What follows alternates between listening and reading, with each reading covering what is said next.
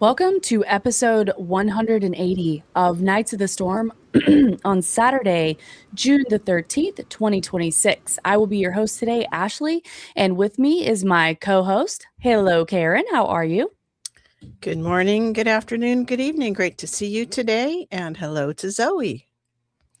Yes, and we have our special guest joining us today, Zoe from Thrill Kill Medical Cult. Zoe, how are you doing? And thank you for being here. Hi, thanks for having me back. I'm doing good. Okay, very good. So when we had checked in with you many months ago, you had a lot of things that were going on. So you have your Substack, your website is now back up. You had been doing your audio version of your book, Thrill Kill Medical Cult, and you're continuing to release that in chapter sections on your Substack. And you had been involved in providing expert advice for several legal cases. You were also struggling with censorship. So why don't you check in with us, let us know how you're doing, what you've been working on, and the status of some of those things. Yeah, so I feel like I'm finally able to breathe. I'm finally like getting my life under control. A lot has been going on since about the beginning of the year. Most notably, my dog began to have life-threatening seizures because I was living with my mom, who lives under a 5G tower. I believe the 5G tower was what was causing it because it did not happen nearly that much until we got there. Happened exponentially more the longer we were there. I think we stayed for about 6 months. That was actually where the studio was for me to do the audiobooks, the only place I could get a studio set up. So I've actually been moving to try and help him with his health. So that it's been nuts. I tried to go from Oregon to Texas. That didn't work out. I'm now in Arizona. I did the interview with Stephanie Sneff while I was on the road. I've been working on getting my website back up while I was on the road. My Twitter account got hacked and now I'm off Twitter. Let's see, what else? And I'm finally, since I now have a studio, I now have regular internet again. I'm getting back to doing interviews. So thanks for the opportunity to be here. Yeah, so I don't want to get into too much detail because honestly, it's getting kind of traumatic. Everything that's happened to me over the last 5 to 6 years. So that's kind of where I'm at right now. I actually have something that I own. I have a studio, so I'm working on getting some podcasts out, doing some articles. Most recently, there was one article that I was told I could not talk about for about 2 years. So I've been holding my peace on that for 2 solid years. And this was the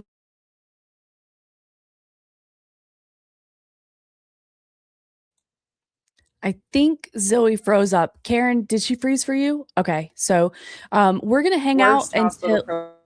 Oh, Zoe, you broke up. I'm sorry. Can you hear me now? I can't hear me. I'm on Wi-Fi and I can do for my signal. Can Okay. you hear me okay now? Yes, I can hear you okay.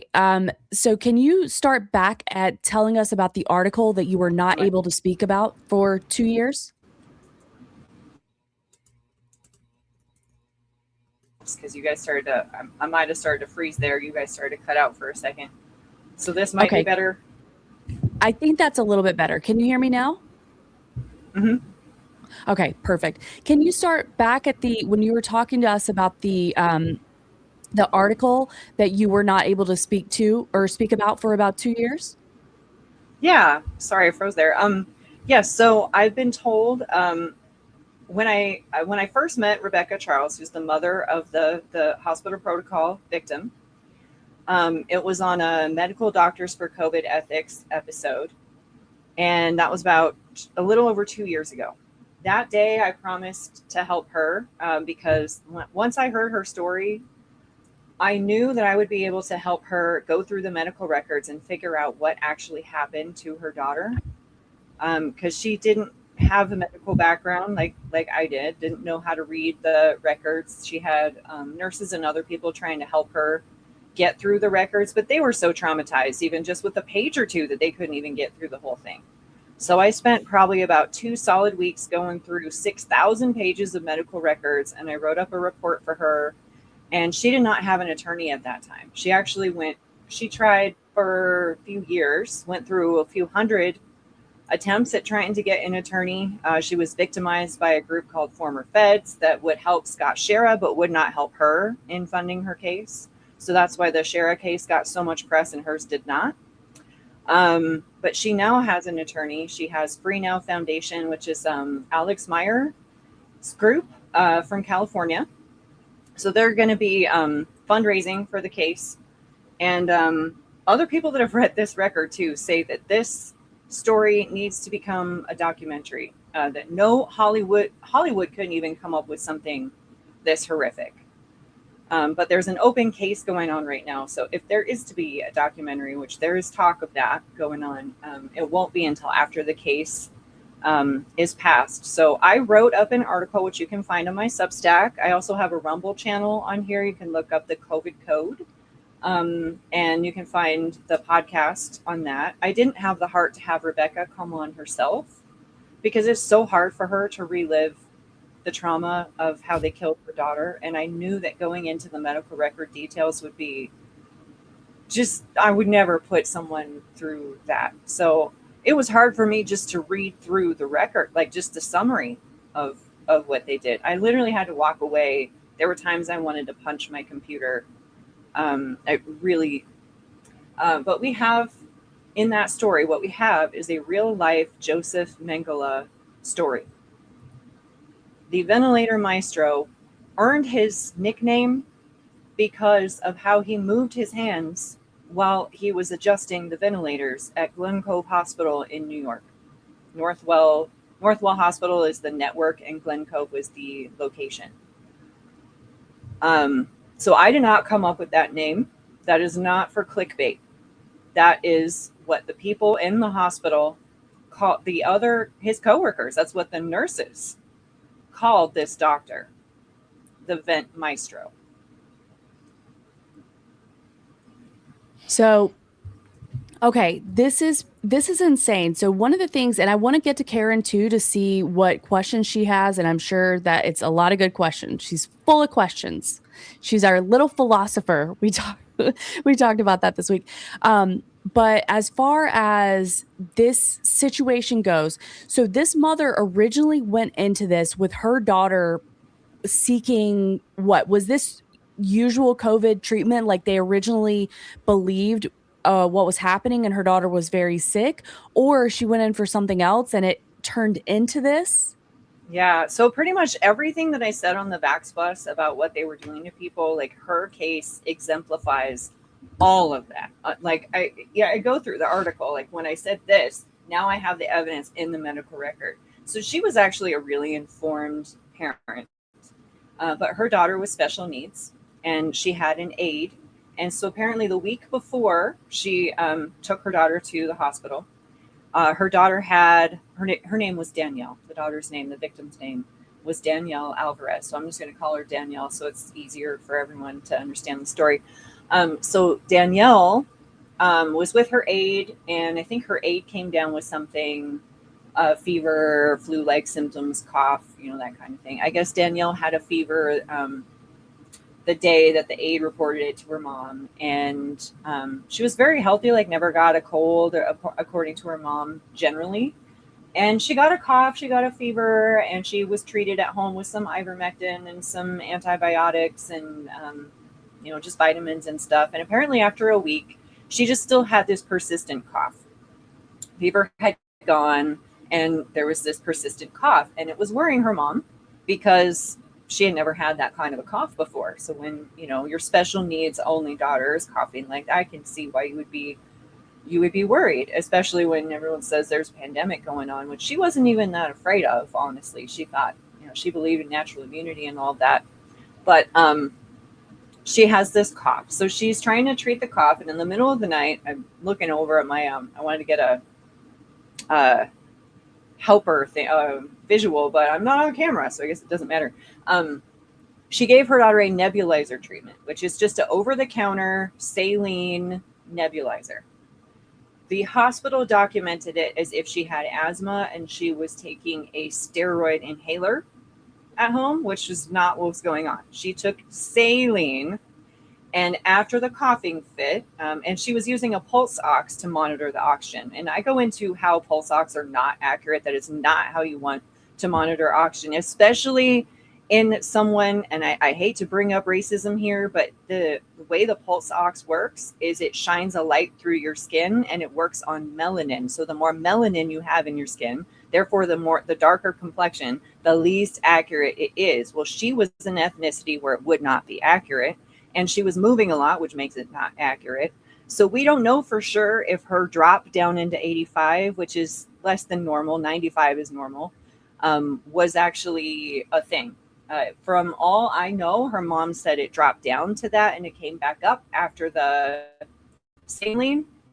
The hospital documented it like she came down into the 85s and never went back up, or didn't go up into the normal range. And she still had low oxygen when she walked into the hospital, which was not true. We saw documentation saying her chest exam was normal. Her oxygen was normal, but they still put her on a nasal cannula.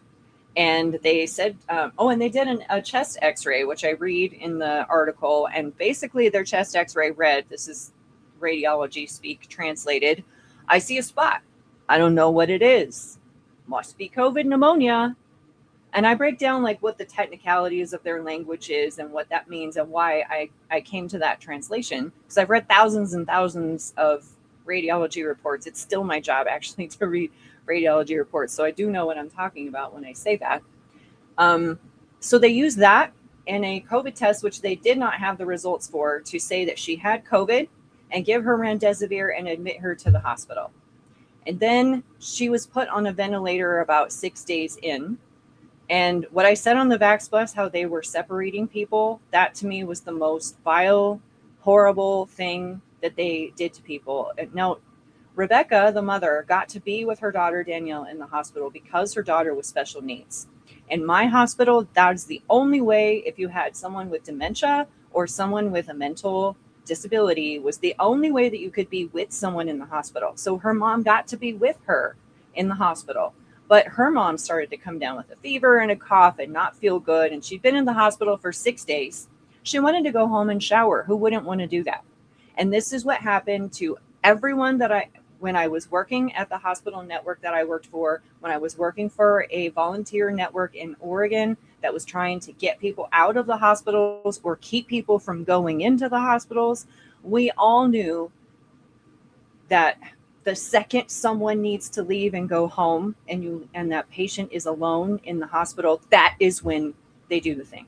So in the Scott Shera case, right before they put Grace on the ventilator, they changed her to DNR. That happened to Danielle. They talked about changing her status to DNR. They separated her from her mom. So her mom had gone home. Her mom had talked to the nurse and said, hey, I need to go home. I need to take a shower. And the nurse is like, okay, yeah, that's fine. You can go home and you can come right back. Well, she didn't even get home before she gets a phone call from the hospital saying you can't come back until you have a negative COVID test. So she was separated from her daughter for 10 days. And the second she went home, in the documentation, they start working her up for a ventilator. They start giving her Precedex. They start giving her midazolam. They start giving her morphine, which guess what that does? It depresses your ability to breathe. It works on your accessory muscles, which they actually document as they're working you up for a ventilator. When they document use of accessory muscles to breathe, which is how they were documenting her. That's not what her mom reports, but that's how they were framing it in the documentation. And then they start strapping her down because she's no longer with her mom. So she's a combative patient. She's just non-compliant. She just wants to take the mask off and doesn't want to be there. And apparently she had a little panic attack as soon as her mom left, because she's afraid of being alone. This is a special needs girl. She's never really been alone in her whole life, and she's afraid of being in the hospital. And do you know what they did to her? They decided, we're going to drug her. We're going to strap her down to the bed because she's non-compliant. Instead of getting a sitter, which they do have, that's a service that they offer in the hospital for patients that are having a hard time or suicidal or, like need constant monitoring, they have someone called a sitter, which is usually a volunteer that will come and sit with you and just like be like the mother when the mother's not able to be there, like kind of to be that person that watches over you. They didn't do that. They're just like, we'll strag her and strap her down. I'm sorry. It's just so vile what they did. I can't even get into all of it because there is an open case going on, but that's the parts that I am able to tell you. So from everyone that has looked at the case, it very much looks like they were framing her. And the way that she was put on the ventilator, this is my opinion here, can't be admissible in court. It looks like retaliation for the mother arguing, because what also happened at the very moment in the same note where this girl was put on the vent, mother called the hospital to get her ivermectin. She had to get a court order. So she's arguing with the maestro, telling the maestro, I just got a court order so you can give ivermectin to my daughter. I do not want her to get remdesivir. Do you know what the maestro told her? And I verified this to be true. She's already had 10 doses of remdesivir already. 10. I don't know anyone who survived 10 doses of remdesivir. Wow. She did not know that they were giving her remdesivir up until that point. Wow.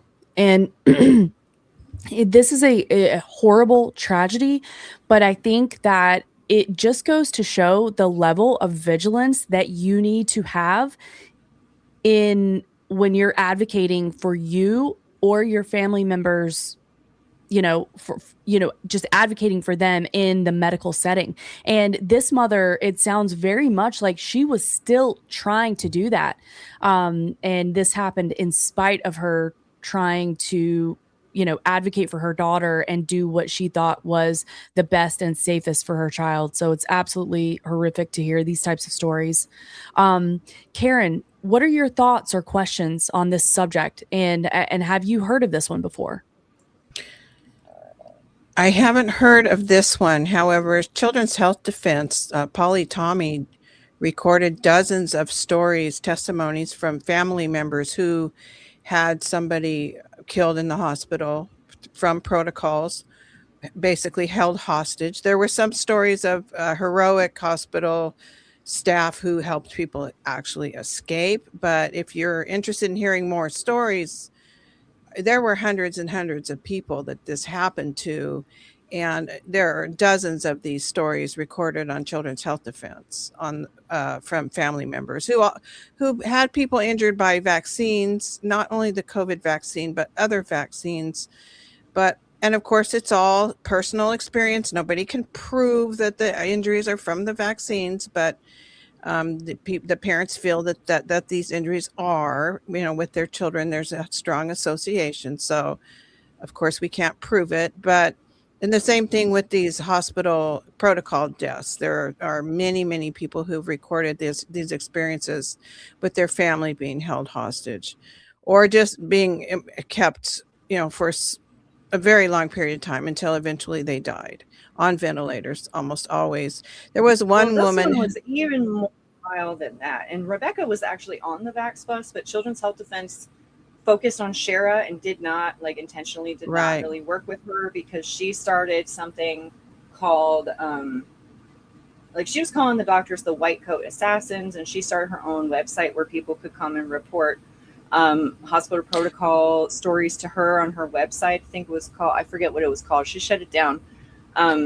But they've kind of actively kept her out of the media, which is why no one has heard of this. Are you allowed to say here's how bad it is? There's one more fact that I wanted your audience to hear. So we're all familiar with the George Floyd story, and we got a toxicology report in that case showing that he had 11 nanograms per milliliter of fentanyl in his system when he died. And they're gaslighting us saying, no, it was the knee to the throat, and no, it was the fentanyl. Well, in that case, there's a physician, I think his name's Dr. Barker. There the videos in the article. And he says he has certified deaths at 3 nanograms per milliliter of fentanyl as an overdose. And in that toxicology report for George Floyd, it says the 11 nanograms per milliliter is more than a chronic pain patient. So someone that would have been given morphine for chronic pain, or like a fentanyl patch or something for chronic pain, that's more than someone would have for chronic pain. Okay. So we know that they give you drugs for the ventilator. I did not know they were giving you fentanyl for ventilator management. Children's Health Defense did a documentary called Playing God on what they did in the UK, and it focused on midazolam. In America, it's called Versed. They gave that to Danielle to manage the ventilator. They also gave her propofol at the same time. That's the drug that killed Michael Jackson. And fentanyl, and morphine, and some other drugs. Nimbex was a paralytic. So there were so many drugs in her system. And they tried not to do an autopsy. They tried to deny her an autopsy after her daughter died. She had to fight them in order to get the autopsy done. But she did get an autopsy done. And she did get a toxicology report done. And do you know what that toxicology report says? Fentanyl, 53 nanograms per milliliter, almost 5 times more than George Floyd. But George Floyd was a known criminal with a past who got the drugs on the street, most likely. This girl had never done a drug in her entire life until she was admitted to that hospital. And that is what the doctors did to her. It floored me when I read that, because I knew that they used midazolam. I knew that they used propofol. I did not know how dangerous the ventilators were until I read that toxicology report. They literally destroyed this poor girl's lungs. What happens when they pump too much air into the lungs, which is another thing that I reported on the Vax Bus, causes your lungs to harden, because too much oxygen in the sensitive alveoli in the lungs, it actually causes free radicals. It paradoxically, too much life support can kill you, which some nurses were saying. We were, quote, blowing out their lungs. Well, on the autopsy report, it shows her lungs were fibrotic and hardened, as in she was on the ventilator for 32 days. They pumped so much air, so much fast into her lungs, they literally destroyed them. That was something that I had seen in some other concerns, was that honestly, putting someone on a ventilator is very precarious. Even if you absolutely are an expert at that there's a high risk of something going wrong just simply by the nature of the procedure in general. And then if we extrapolate that to what we saw during the pandemic, that people had it. And of course, there's so many questions about the legitimacy of them being put on a ventilator. And many of us did see friends or family members that dealt with something very, very similar to this. Over to you, Karen. Well, the thing is that most people who are put on a ventilator don't come off, and you have to be very careful and deliberate in planning to remove somebody. And you have to, I think it's a very fine art. It takes an expert to do that. And it seems that with these people, and we know that there was a huge financial incentive involved, that there was no actual plan or motivation to ever remove these people from the ventilator. The more drugs you give them, the more sedation. That's what Rebecca reports that too, that they never talked to her like her daughter was ever going to come off the vent. And she kept saying, and she was only supposed to be here for a few days, I want someone to talk to me about how we're going to get her off the vent. Generally, they do something called, she was horrified when I described this. So I used to work in a hospital where I was working in the cardiac ICU. That's when people that have bypasses or heart transplants come on, and they have, like, I literally worked within 10 feet of the ECMO machine. ECMO is the most advanced life support that they offer. And everybody knew, if you go on ECMO, you don't come off. That's the first thing that I learned when I walked in there. That's the ECMO machine. Anyone that's on there, they're going to die. That's pretty much what they told me when I walked in there. And when people would come into the floor, the patients would be just out of surgery or whatever, they would always be pulling out their tubes.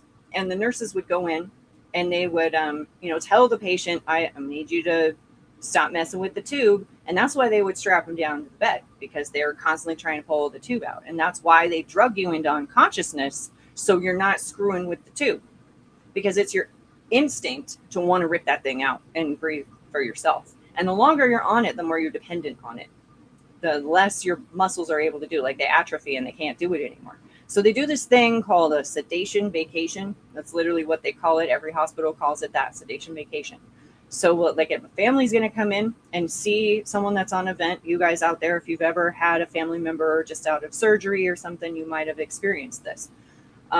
They allow the drugs to come off for a while. So they allow them to wear off. They know about how long they're going to work for. They allow them to wear off so the patient can kind of open their eyes and kind of look around a little bit, so they're a little bit more responsive. And the second the family leaves, I see the nurse go back into the room and they sedate them. But when the drugs are starting to wear off, that's when they're supposed to do a trial of removing the vent. And they have like a mask they can put on and like force air in without the actual tube. So there's like different steps that they can use to get you fully breathing on your own. They never tried that with her, not once.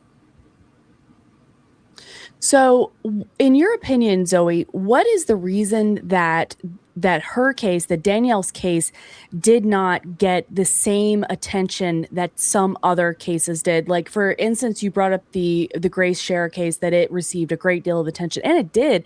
And my understanding, I know that Karen is more well-versed in this than I am, but my understanding, if I remember us talking about it, was that they ended up still losing their case. So two-part here. What do you think is the determining factor of, like, Children's Health Defense Fund or some of these others, like some of the other cases are not cases, but the groups, the advocacy groups with legal help and PR, basically, what is the determining factor of you get help, you don't get help? So that's one part of the question. And then the second part of the question is, we have had, and you have obviously been intimately involved, like really in the trenches in the legal sense.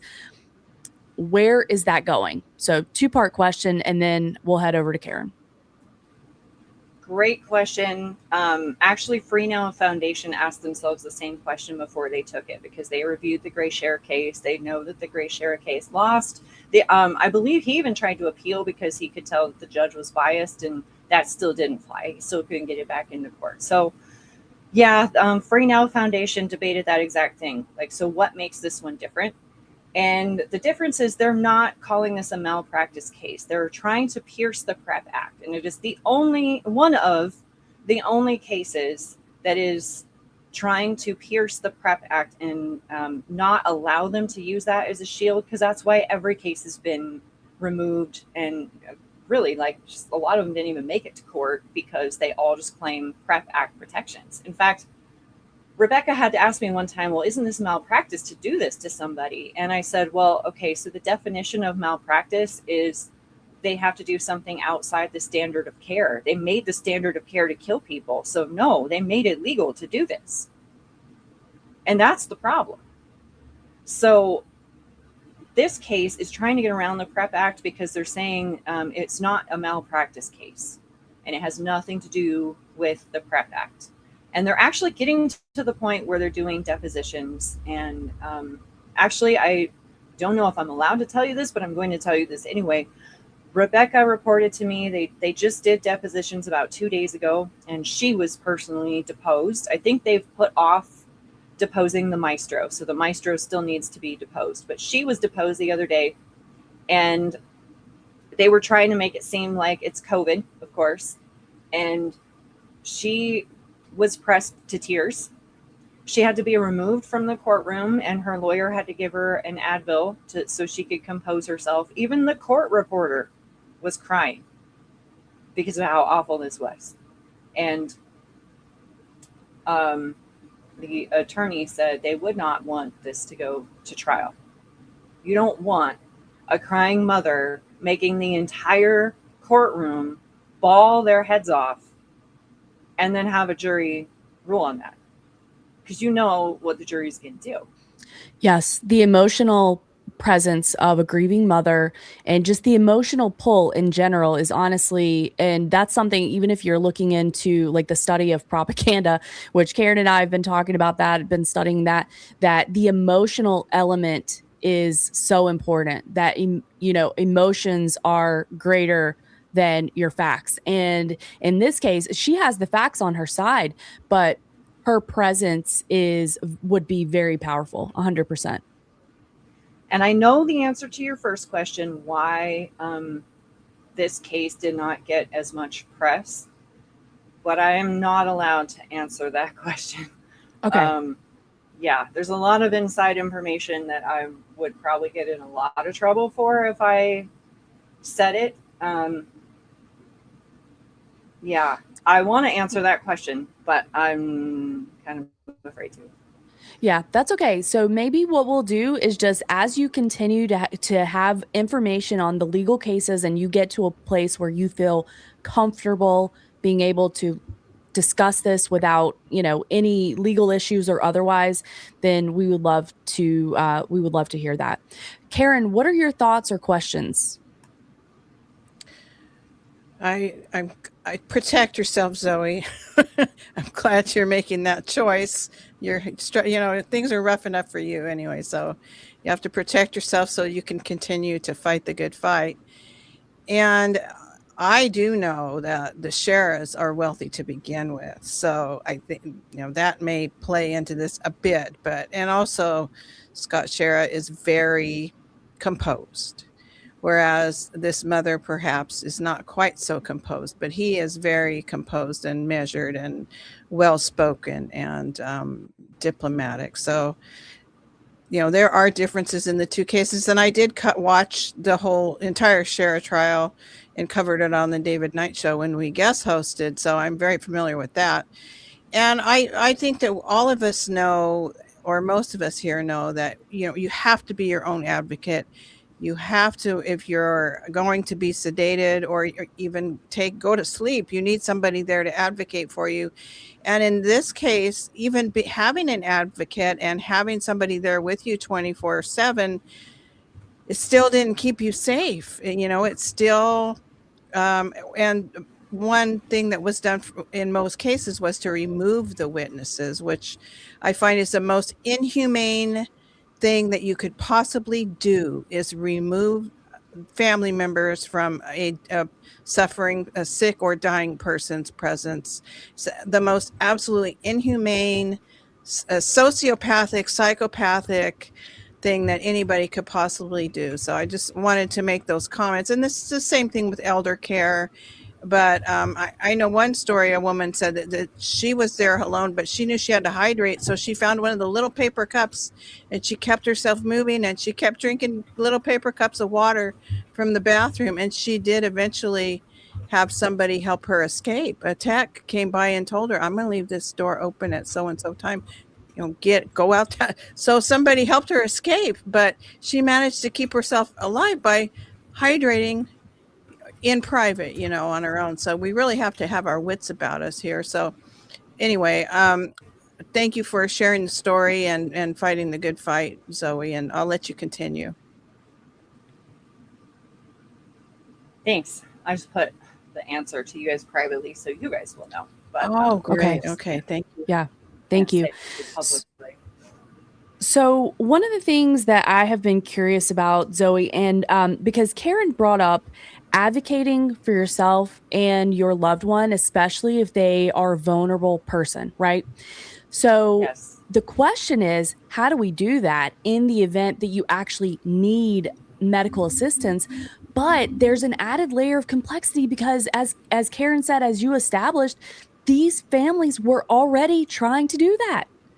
So in your experience in dealing with the hospital, what practical advice do you have, if any? I mean, I would say maybe one of them would just be like, don't leave, don't take a shower, don't, you have to forgo the small little things that would be some modicum of self-care unless you could switch out. And in today's day and time, it may be a little bit easier because the allowing visitors, I think, is more relaxed at this point, at least in most places. So you could probably switch off with a family member or whatever. But what other type of practical tips do you have for us? Like if we were to have to go into the medical system, like a hospital situation, or, if we have a family member that we're trying to advocate for and protect? That is a really good question. I've dealt with that in my own family. Like my mom broke her hip a little over a year ago, and she would not let me stay with her in the hospital. And I said, I have been on screen. I have been for years saying we should not let anyone be alone in the hospital. So Mom, I'm not going to go back on my word just because you're not afraid to be here. And she insisted that I was not allowed to stay with her. And she worked at a hospital before. She was conscious. She knew what was going on. She was just going to do whatever they, had for her. I knew breaking a hip, like that's conveyor belt stuff. Like that's their bread and butter. They're just going to follow the protocols and get her out of there within a few days. So in that instance, my dad also was on hospice at home and I couldn't leave him alone. So I had to make the choice to stay with my dad instead of staying with my mom in the hospital. And there was no one else who could go and be with my mom in the hospital. So like you kind of have to take it based on an individual basis. But my best advice is absolutely do not ever leave someone alone in the hospital. I mean, obviously there's going to be a little bit of nuance there depending on the situation. But if they are in any way unable to help themselves, unable to understand what's going on, absolutely do not leave them alone at any point in time. And yeah, I mean, it might be to the point where you might want to like have a go bag ready. Like if you know you have a family member that's sick that might need to go to the hospital, like get yourself like some wipes and extra change of clothes and maybe some dry good food that you might be able to eat while you're in the hospital, just in case you have to end up being there for an extended period of time. And if you can, have a backup plan to where like you have someone come in and relieve you, because inevitably there's going to be something where you're going to have to leave. You're going to have to take care of a child or a pet or something. So, and they're just waiting for that. So be prepared and have a plan. I think would be probably the best thing that I could tell you guys. I know you can't always prepare for it. I mean, accidents happen and your loved one might get hauled off in an ambulance and you don't have time to prepare for that. So I mean, it's difficult because like every situation is like individualized, and I don't want to make a blanket statement that's going to like not serve somebody well, but those would be kind of the golden rules that I would go by. Well, I think that's very well said, because what you're allowing for here is nuance, shades of gray, and individuality. And you're simply saying, look, we cannot prepare or be prepared in advance for every single situation. But what you can do is think about this ahead of time and at least have some mental processes. If I need to call somebody, this is my top 5 list of who I would need to call. Maybe I can go ahead and put that in my phone if I'm a panicker, or like, and sometimes having a game plan ahead of time will help us avoid that and just have that conversation with our loved ones. This is our game plan in the event of, and particularly if you realize that someone is in precarious health or maybe more prone to a health issue based on age or being a vulnerable person or something like that. I think that that's a really good tip. And it's often the case of awareness is the first step to progress, I think, in many, many things that we discuss here, as far as like self-help, game plan, relationships, all that stuff. Karen, what are your thoughts? I believe that there are some networks at this point, after the horrors that we went through, some nurses and other people that are prepared to help. So, but I think that what Zoe said, have a backup. I think it's important to have a friend or some numbers to call, somebody that will help you and keep you grounded and give you advice, but also take a turn to relieve you if you need to leave. I know the same thing happened to me with my dad. I feel I say he was murdered, and this was before COVID, and I saw it coming 3 days. It's another horror story, and I definitely had PTSD from it, which I feel like I've overcome pretty much. but it's the kind of thing that you don't get over quickly. And this was my father. So I'm sure with a child, oh my goodness, I really feel for this mom.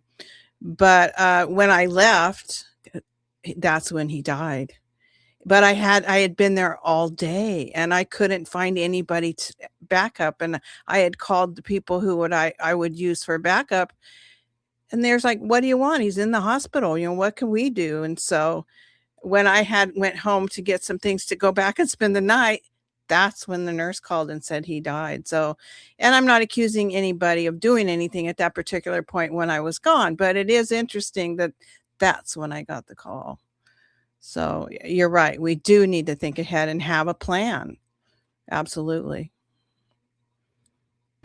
Yeah, I had another aunt in the hospital recently, and I told my mom we should go and be with her in the hospital, follow my own advice. And this woman didn't understand about medics. She couldn't even tell us really what was wrong or what was going on, is how little understanding she had about medicine. And that is really where they get you, is with the not understanding. So if you can at all, have somebody in your network that has a strong enough backbone to tell the doctors to back off and say no with conviction if they're going to do something to you that you do not want.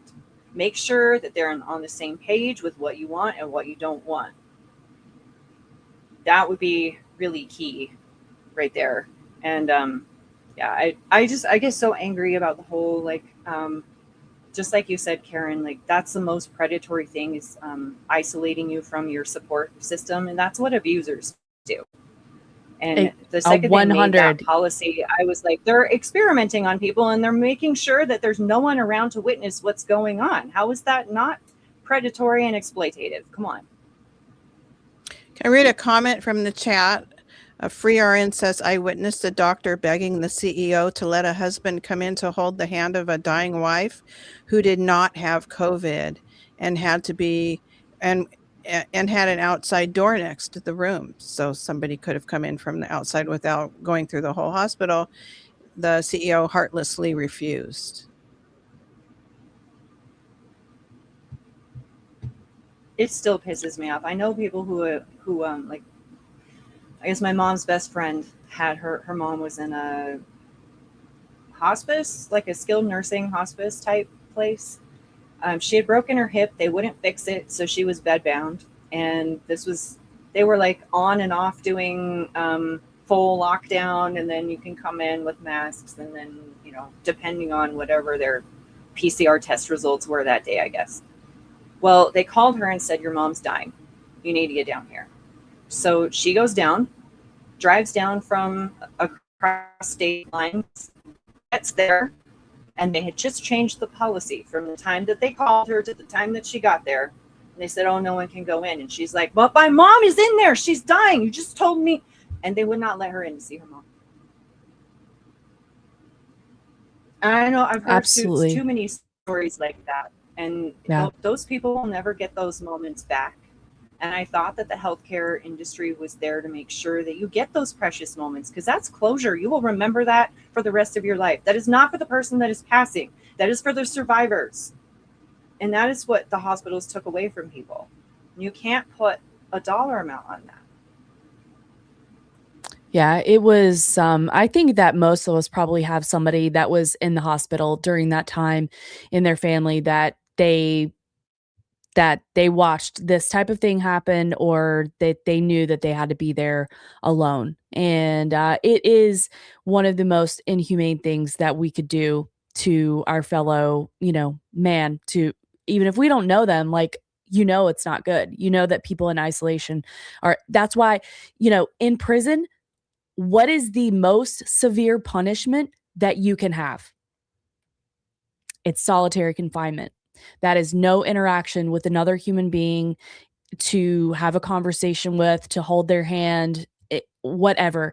It is cruel and inhumane. And it is really upsetting that they were doing this to people.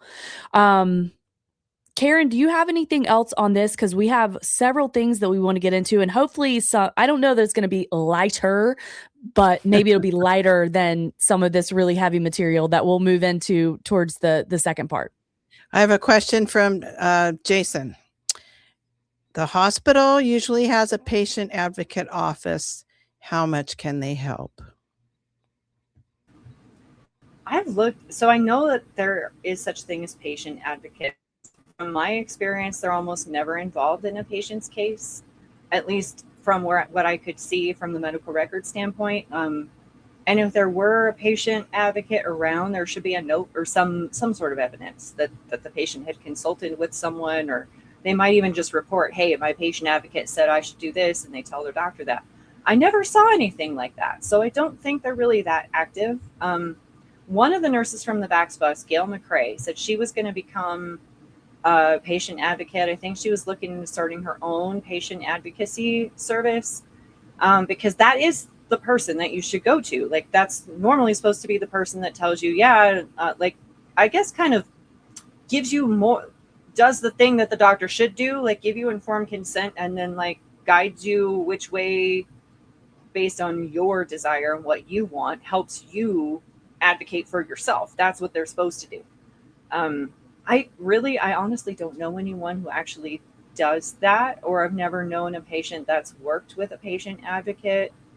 But in principle, I think they're great, and we absolutely should have like billions and billions of them for anybody trying to interact with the healthcare industry right now. You know, it seems to me that that's the type of thing. Number one, it's there as a space holder to look good, or look like we have that there in place for patient rights. But number two, I think it's a kind of thing that is something that may come after the fact, something you're not going to get immediately. You can't say, I need a patient advocate, I demand to see one right now. They may have normal 8 to 5 office hours, and it's the middle of the night. So I think that that's the kind of thing where you end up seeking them out, and at some point later you may get some help, but it's not going to be on demand, most likely. And I think that there could be, and they're not going to tell you that that's a thing. Yeah. And one more thing I was going to just throw in here really quickly is that it also could be, you know, this isn't one of these areas where there's supposed to be these very rigorous ethical standards as far as a patient advocate, like legally patient advocates X, Y, and Z. There is a high potential for conflict of interest. If this person is a coworker, it works for the administration, who's calling the shots, who's beholden to some of the regulatory agencies, who is friends with the medical staff that's, you know, that is administering this type of medical advice, like, I think that would put them, even if they had the best of intentions, I don't think you could get out of being influenced by your boss and your coworkers following a certain protocol. So at a point, I think there's a high potential for conflict of interest there, even if that person is trying to do the best that they can do for you. That's why I call it a cult, because you have to toe the line. If you're in it, you have to think the same way. So there's every reason to believe that any patient advocate that's a part of the system is going to think along the lines and within the worldview of Western medicine, and, you know, think that their policies are great. So if you're going to use one, I would say get yourself a private one. Yeah, I think that's very good advice. So a couple of things that I wanted to check in with you about as far as the legal cases that you're helping with. Can you give us, and it doesn't have to be specifics at all, but just how many people are you working with? How many cases finished? What do you have kind of coming up? Like, explain your pipeline to us just a little bit. And then I want to check in with Karen and touch on the censorship stuff as well. Yeah. I don't really have a process. People just come to me with, they find me from, I don't know, online, my website. The Alex Jones interview was a big one. Rebecca came to me, or I guess got connected with her through a podcast. So, in that case, we already talked about the PCR one, which is the next. I'm about to write an article on that one. There is a PCR case that is Jonathan Schmidt versus the city of Pasadena, California, where a RICO ring involving the PCR testing was discovered. This is also a case that is going to put on the record the fact that the PCR tests were collecting your DNA and they were sending it to China via BGI Genomics, the big gene bank in China that got its start in the Human Genome Project. So what I said on the Alex Jones show about them taking your DNA through the testing, that is not conspiracy. It wasn't when I said it because there was document proving it, but now we have even more evidence, and that evidence is on the record. We have contracts showing some of the money, but a lot of the evidence has been denied. There's massive amounts of lawfare, the most lawfare I've ever seen in any case. In fact, they were supposed to have a hearing on the 24th, and they just canceled it because they think oral arguments would be too damning to the city of Pasadena, I guess. So, yeah. And of course, in that one, they've stricken the expert witness testimony from going on to the record, which is a pattern I've noticed in a lot of these big cases. So that's that one. It may go to the Supreme Court if they get a remand. They're in the Ninth Circuit Court asking for a remand. It's the appellate court right now. If they get the remand, they think it will go to the Supreme Court. So we'll see what happens. But the court's trying really hard to make sure that no one knows anything about it, stays off the record.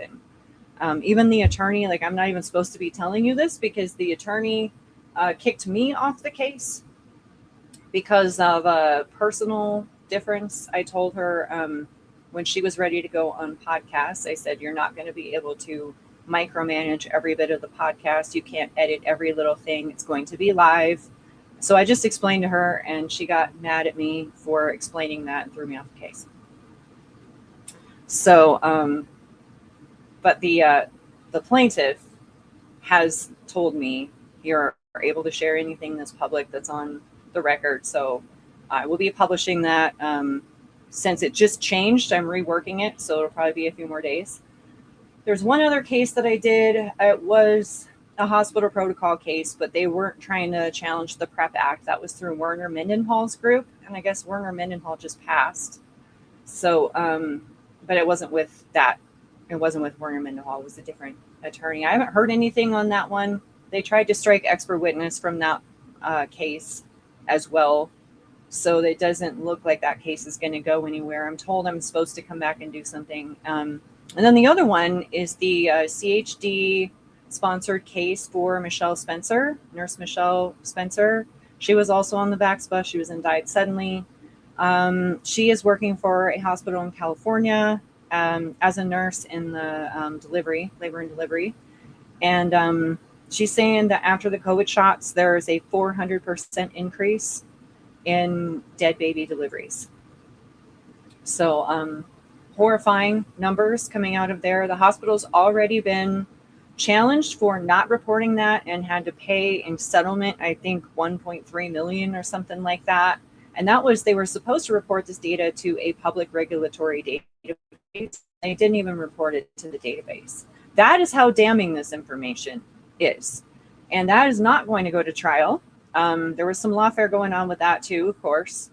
There was supposed to be a hearing a few months ago, and they changed the date, and then they changed the date again. So anyone actually showing up that was going to go into the courtroom and show support, because the whole courtroom was going to be full. Well, they got word of that. So they changed the date so no one could actually show up. And I spent money and time going across state lines to go to California so I could be there in person for the hearing.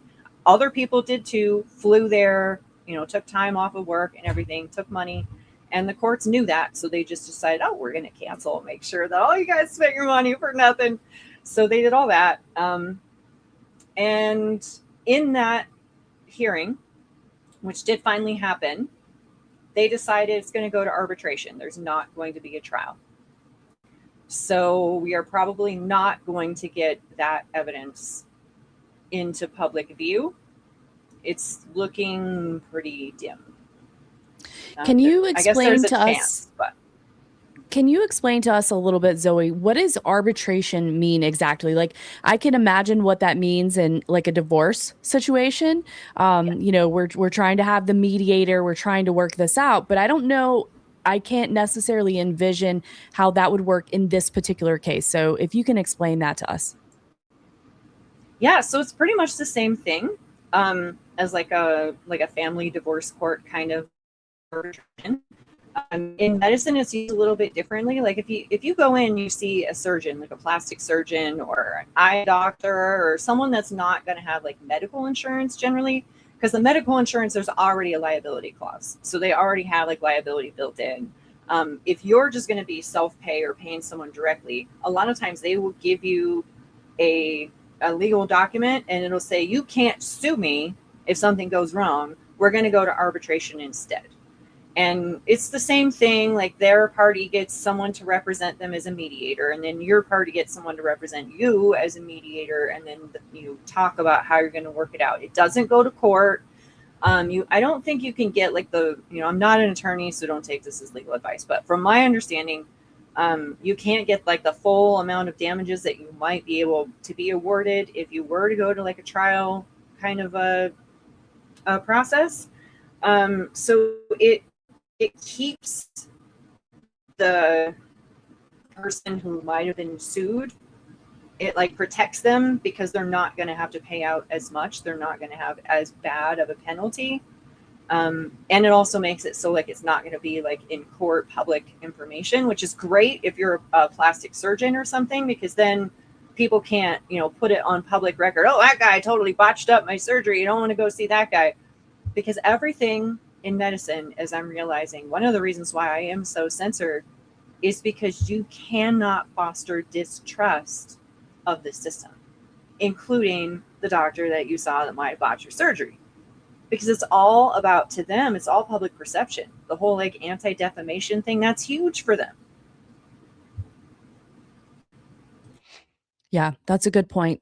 Karen, do you have any questions as far as what Zowe is discussing from this legal perspective, what she's working on, that pipeline, anything on that matter?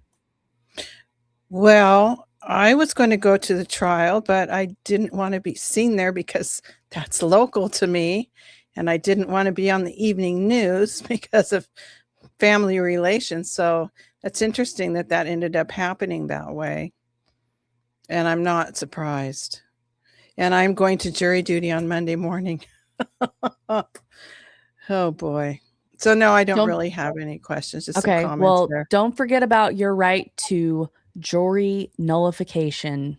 They don't want you to know about that, but that's one area, according to Legal Man, that is one area that we absolutely can make a difference. Now, maybe you need to have the power of persuasion and know how to win friends and influence people, but I think you do if you believe enough in the case there. So just a reminder for that. Okay, so we're going to, at the kind of towards the end, I'm going to bring up all of Zowe's, your webpage, your Substack, your Rumble, all of that good stuff. But in the meantime, we had talked about a little bit before we got on our show today about some others. So we're going to kind of pivot from some of those super heavy pandemic COVID type stuff, but we want to still keep it educational. And maybe there's some things that some of us have not considered before. So one of the things that we were talking about is what are other medical procedures that many of us consider very normal, very basic, like this is absolutely part of the program and we participate in without doing our critical thinking.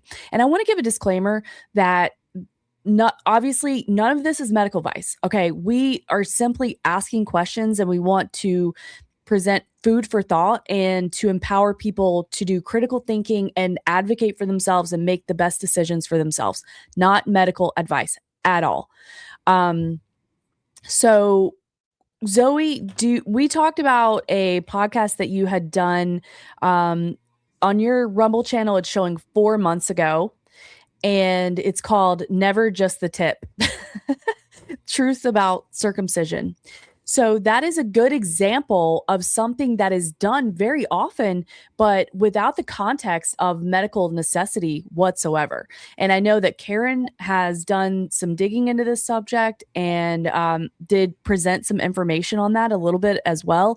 And, and I'll let her get into it more, but some of the possibility of the trauma that the child may have experienced. And also, to be fair, I'm not parent shaming or decision shaming or whatever. I don't know what I would have done if I had a kid 15 years ago or any of that stuff. So that is not what I'm trying to do. Please don't take it that way. Okay. So before we get your feedback, Zoe, I want to go to Karen and get her thoughts on this type of what's the word I'm looking for? Basically normal stuff that maybe we don't question, but maybe we could be critically thinking about a little bit more. Well, first of all, the circumcision topic, it was so horrific once I started looking into it that I could hardly stand to do the research. And I am not decision shaming either. I know we all do the best we can with what we think is good information at the time. I'm not saying that there may never be cases where it might be better for the child, but the procedure has changed over time and become more and more radical. And we're only talking about male circumcision here. And there's also female genital mutilation, which they call female circumcision, which is not circumcision at all. And I've also looked into that more than I would want in my brain. So it's incredible what we do to each other in the name of tradition or social norms or quote unquote health, sanitation, cleanliness. That's the thing with it's supposed to be more clean. At any rate, yes, I do feel that it's absolutely traumatizing and that it may even have something to do with rerouting the brain or rewiring it. And we have so many kids that have issues these days neurologically and developmentally. We don't know. We are not that advanced and can't really do the studying on the brain to know what the long-term effect is on this trauma to an infant just out of the womb. So I was curious if you've looked what you think about mammography, because that has come under scrutiny just recently. I mean, a lot of people have been critical of mammography for a long time, but there is new evidence and emerging and new guidelines about mammography. So that was one thing I wanted to ask you about. Yeah, that's a good question. I would not do any of the cancer screening. No colonoscopy, no mammography, no pap smear, no diabetes screening, no blood pressure screen, no how to get Lipitor. Don't do the blood fat test, the lipid test. Don't do that because that's how you get statins. So pretty much any of the screening, just don't do it. Just you'll know if there's something wrong, if you're sick and you don't feel good. Trust your body. Your body knows. That's kind of where I would go with that. On the topic of circumcision, I had never really considered it. Like it was so normalized in our society. I never even thought about it until, this might be a little TMI, but I've had an experience with an intact man. And at first, and other girls have told me this too, I didn't know what to do. I mean, that's how uncommon it is in this country. And so I think it really is something that it deserves to come back in the conversation, but it is really hard to bring up because even when I was doing that show and I was doing it with Jeff, a man who was circumcised and he does restoration now, which a lot of men don't even want to talk about that. I mean, I can't imagine putting something down there and stretching my skin out. So like, that's definitely a sensitive conversation. Not everyone's going to be ready for it. But I do think, like you said, like we can't, I'm not trying to shame anybody, and we can't go back in time and change what happened up until now. All we can do is learn and take the information that we have, go forward, and maybe make different decisions. So that's kind of why I put that one on the table, because I never considered it. And I felt like, wow, like so many like this is kind of like the underlying part that like it had never occurred to me, but it actually is really important, and that's why I think it needs to come into the conversation. Because look at our marriage statistics. Like, look how many people don't want to get married, can't stay married, have relationship problems. And when you talk about anybody, especially elderly people, like what is the most important thing in their life? And it's finding that special someone that makes you feel like you belong, you know? That is one of the most important sacred things in life. Ultimately, that's where your children are supposed to come out of, right? Like that union.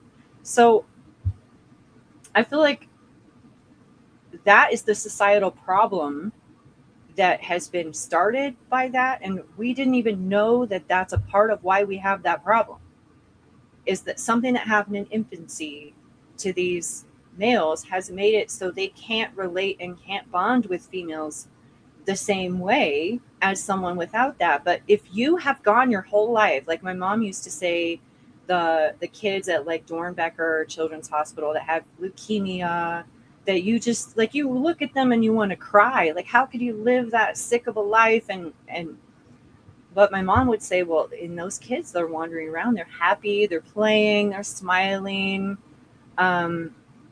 Even though they're going through some of the worst things that we could possibly imagine as a child, and they don't even have the capacity to understand what's happening to them, but that is their normal. And so they don't even have like the perspective of what it would be like to have a normal life. That is their normal. And I think that is the society that we are in now, is we don't even, at least in America, other countries have different rates of circumcision. So there might be a little bit of a spectrum, but specifically in America, Israel's another country like this, just a side note, where it's so prevalent. And I don't know, just everybody complaining about relationship problems. I think that's just been so overlooked.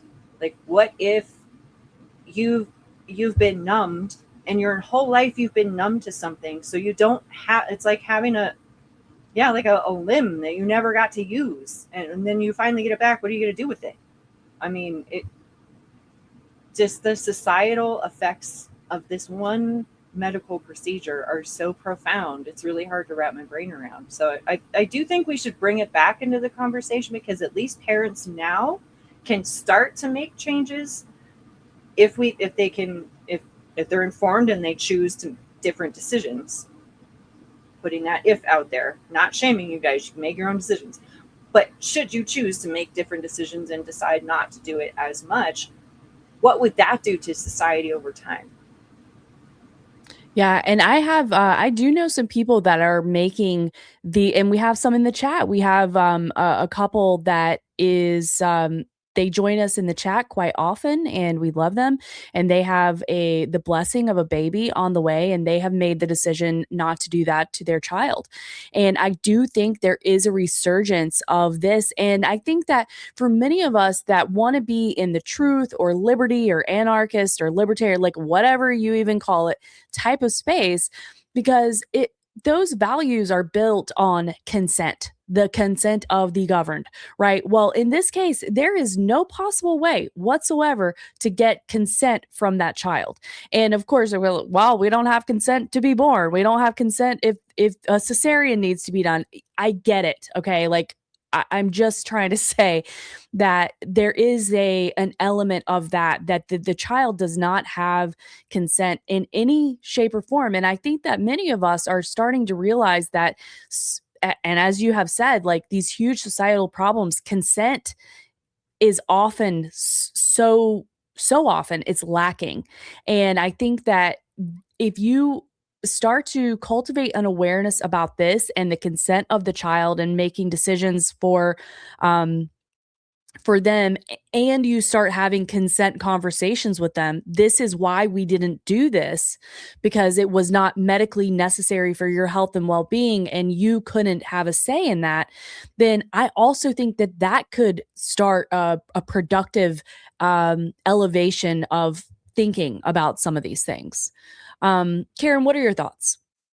Well, I think we're missing one key word here, which is informed consent. I don't think we have informed consent. And I think even when some of us are being told we're getting informed consent, who's deciding what's informed? So I think informed consent is key here. And I think that it's incumbent upon us to do the digging to make sure that we truly are giving informed consent, because we know the way that things are, information is filtered, and who's deciding what's informed consent and what isn't. And I also want to reiterate that we are not giving medical advice.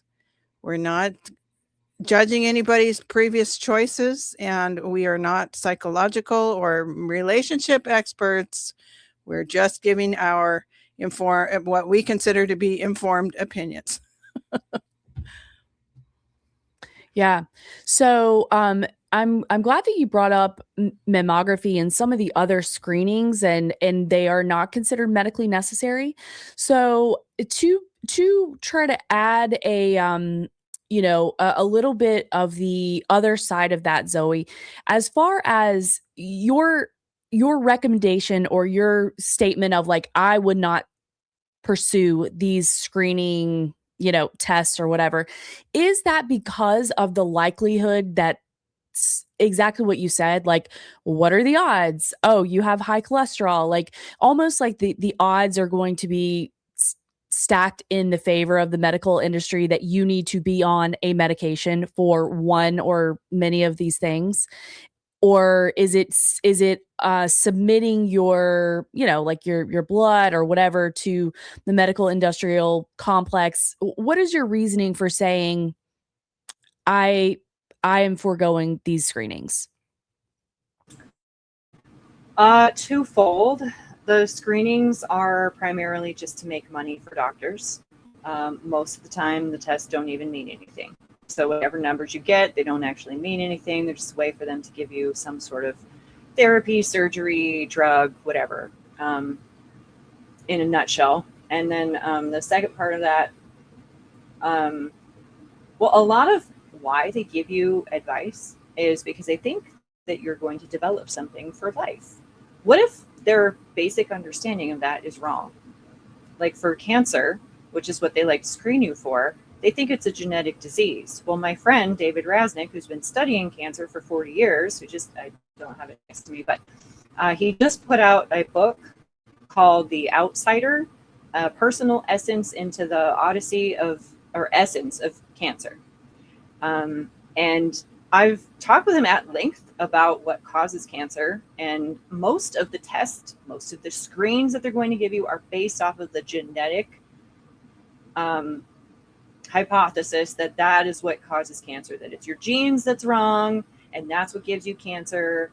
And then do chemo, radiation, surgery. That's their only 3 offers they got for you.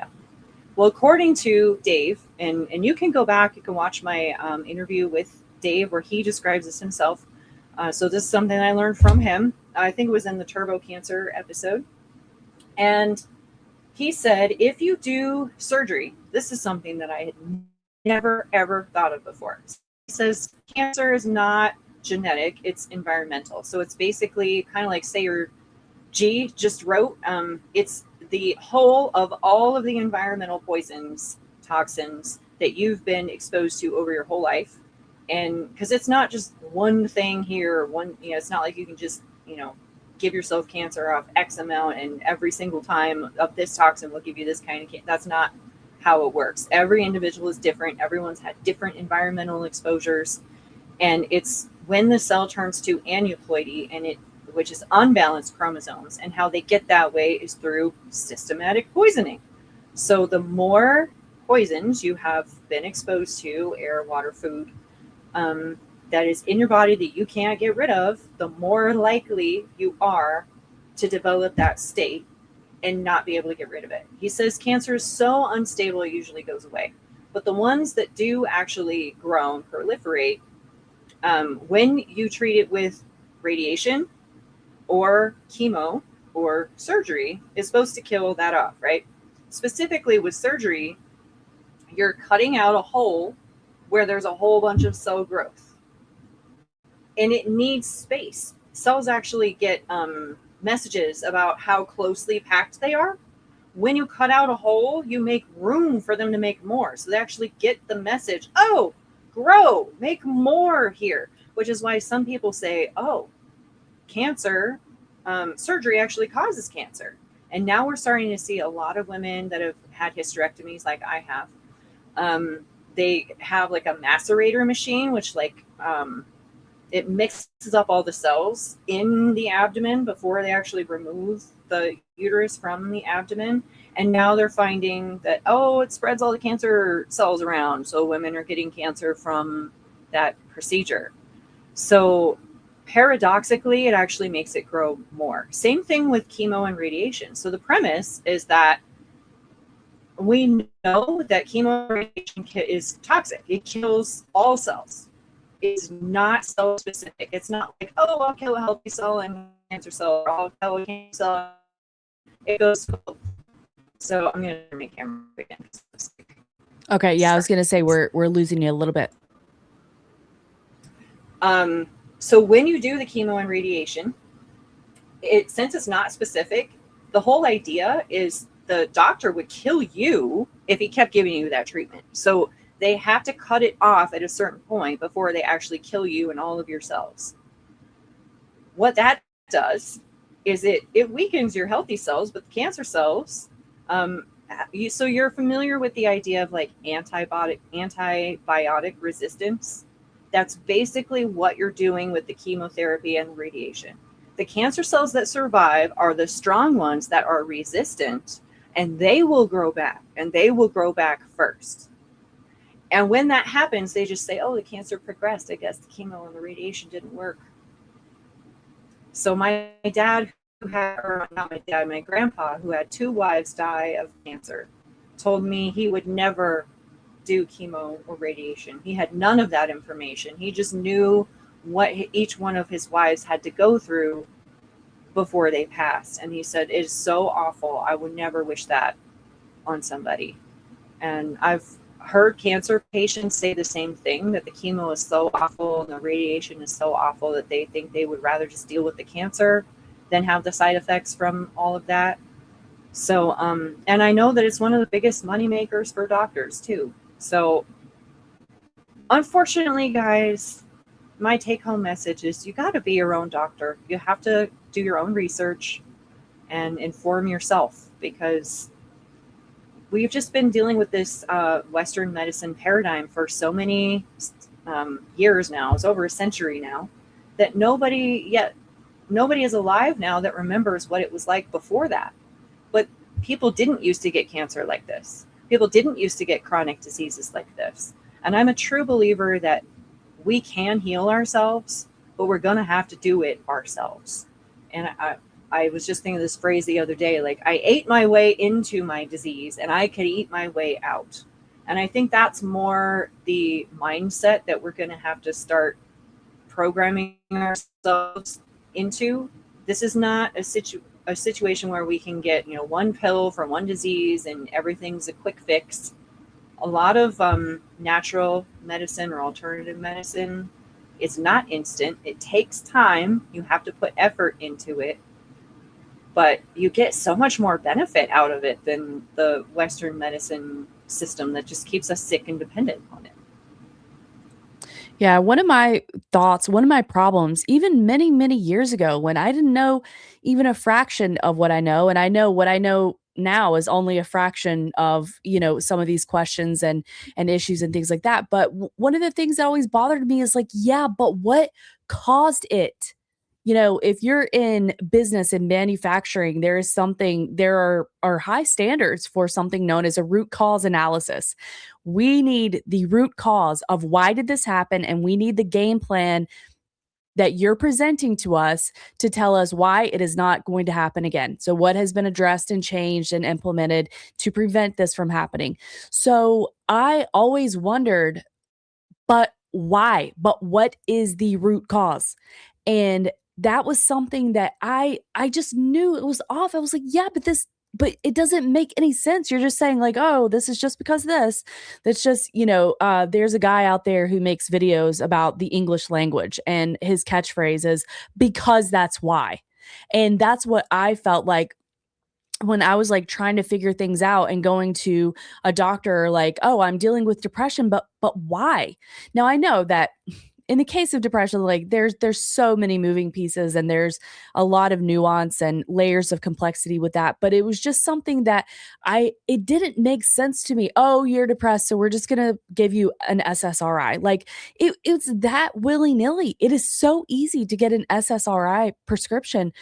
And I was like, this just doesn't make sense to me.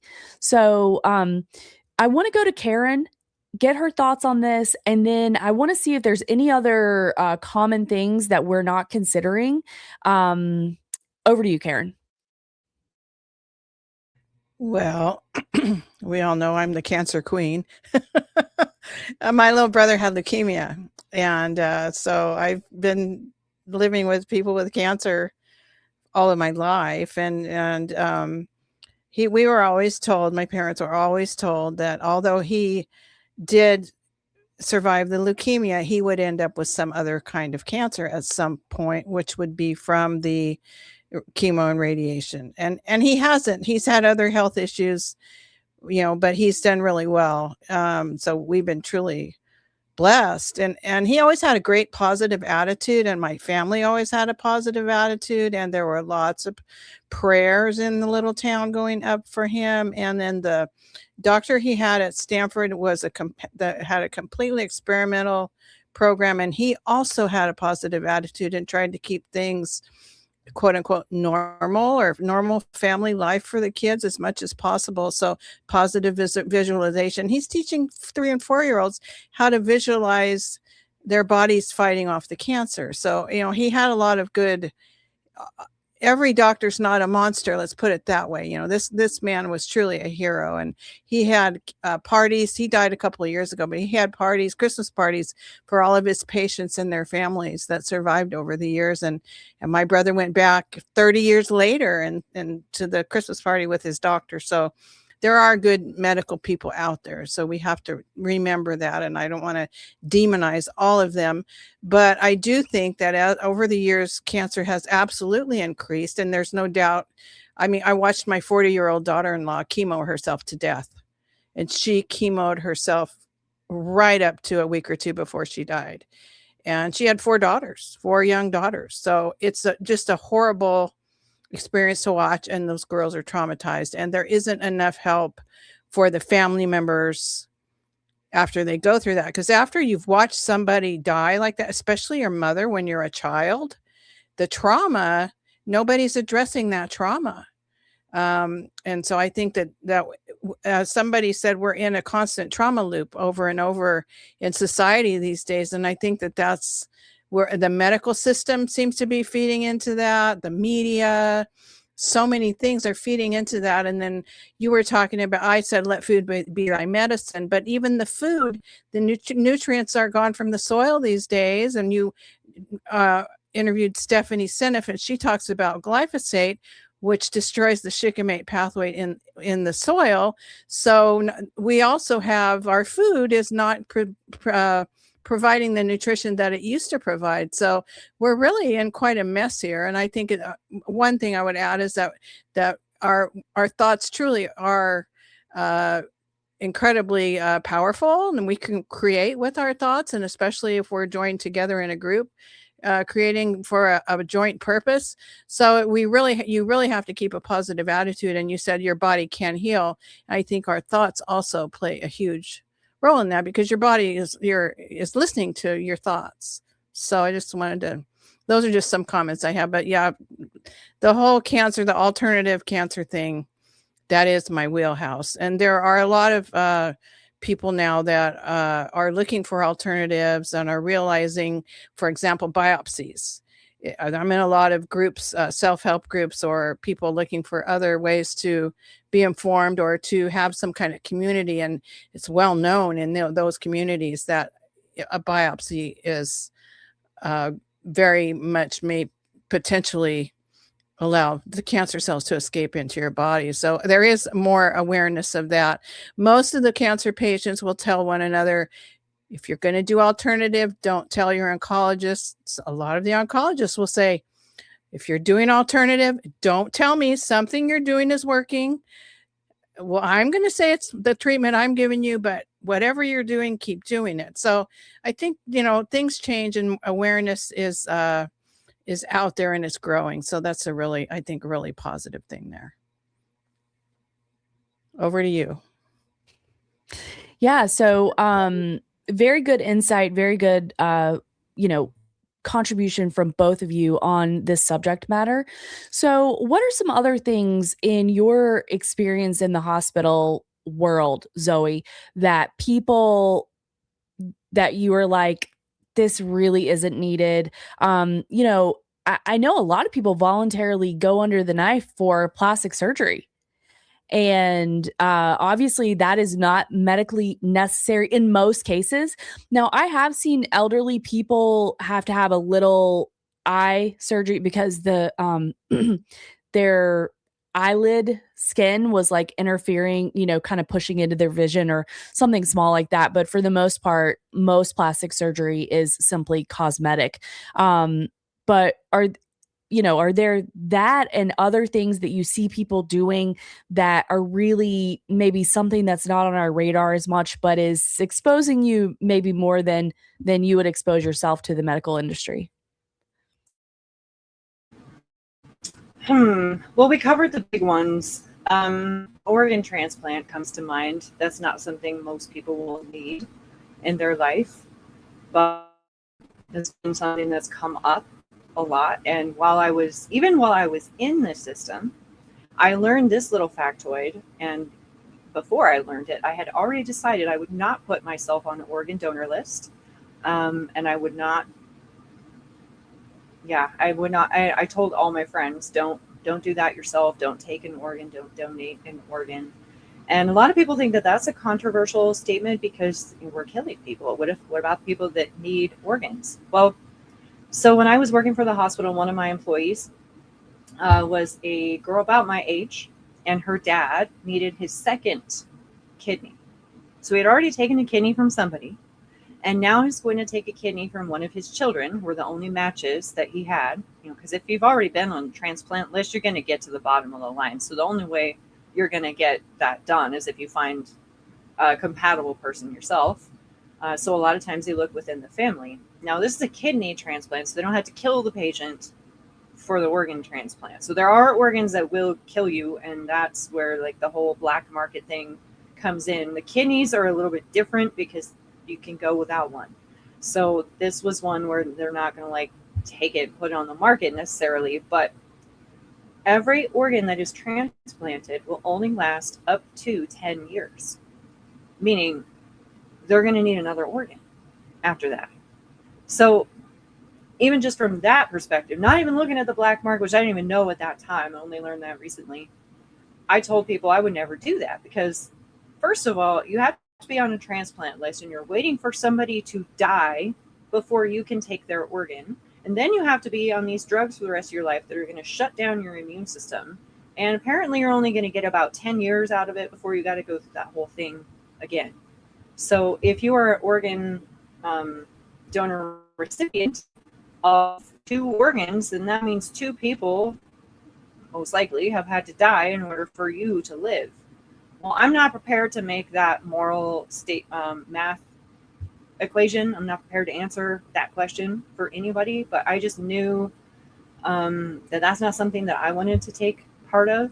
And I advise my friends to at least think about this more. Like, don't just take the marketing campaign that, oh, you're being a good person by signing up. Think about it a little bit further. And now that I've learned, because it was even hidden from me when I was in the system, what would happen was when a patient, like when I'm working a chart that a patient passes or they're declared brain dead, like I would even see the documentation of like for 3 days about how 2 different doctors have to come in and certify that the patient is brain dead. And then I have to code that like, okay, the patient died. Well, then they take the chart away from me. That goes somewhere else. They change the name. They put it under a new account. So nobody on the transplant team sees the past medical record. So they don't even know what's going on with that patient. It's a blank case to them. No past history, no name, no nothing. So everything is so siloed and hidden that I had no idea that they were even doing this. because they would take the chart away from me for the actual transplant. Even though to get certified, I had to know how to code those procedures. So I had read the operative reports about how they take a heart out, put it in a patient. I knew how to do that. They would not let us actually code that. That had to go to a manager and someone above my pay grade, because those were the only people who could see it. So they kept it very, very tight-knit, siloed, where you couldn't figure it out. And honestly, the pandemic was done that way for most people in the hospital too. If you were a face-to-face healthcare worker, what they did was they consolidated all the other wings of the hospital, which you would never go to because that's not your workstation. They would put everybody in one unit and be like, this is a COVID unit. Everyone's sick. Look, it's full. But the whole rest of the hospital would be empty, and they had security, so you couldn't even go into those wings to see that they were empty. So that's how the doctors and the nurses to this day will be like, well, we were overworked, and there were so many patients, and there was a pandemic. That's how they were psyoped into seeing it. So like, once you realize that you're really just like a little bug in a machine, and there's so many different parts of it that you're not exposed to, that's really what woke me up about the healthcare system during the pandemic, is how they try and keep everybody within it blind to even to what the next person is doing.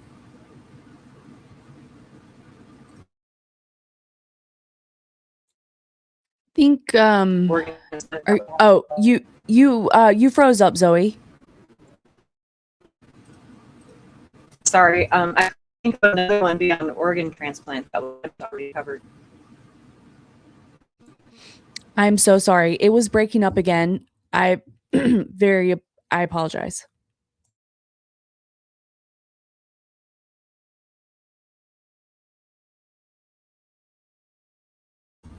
Can you hear me now? Am I Yes. totally gone? Okay, good. It shows I have 82%, so it should be working. Yeah, I couldn't think of another example beyond organ transplant that we hadn't already covered. The big ones really are the chemo, the radiation, the cancer screenings. The other really big one that is starting to really annoy me is the statins, which I kind of talked about. So I had not realized how dangerous statin drugs like Lipitor and all the cholesterol, the anti-cholesterol drugs. I didn't realize that cholesterol is a hormone, and so many of our societal problems are hormone disorders. I have a hormone disorder. That's how I came to lose an organ myself.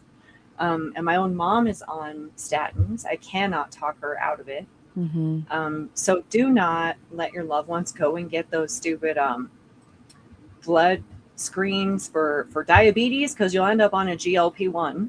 And do not do the blood fat test, lipid test for cholesterol. Don't do the cholesterol screening, because you will end up on statins. And that's really how, like, there's a bunch of rumors in the truth community going on about dementia is on the rise and what is causing that. Because like you, I try to look for the cause. I realize that the medical industry is not looking for the cause. They're looking for a product they can sell you. That's what I learned with my disease. They were not looking for the cause. All these symposiums, international studies, everything was focused on how to find a drug or how to find a surgery, not what was causing it. Yep. So when you realize that, you're like, you have to find the cause of it yourself.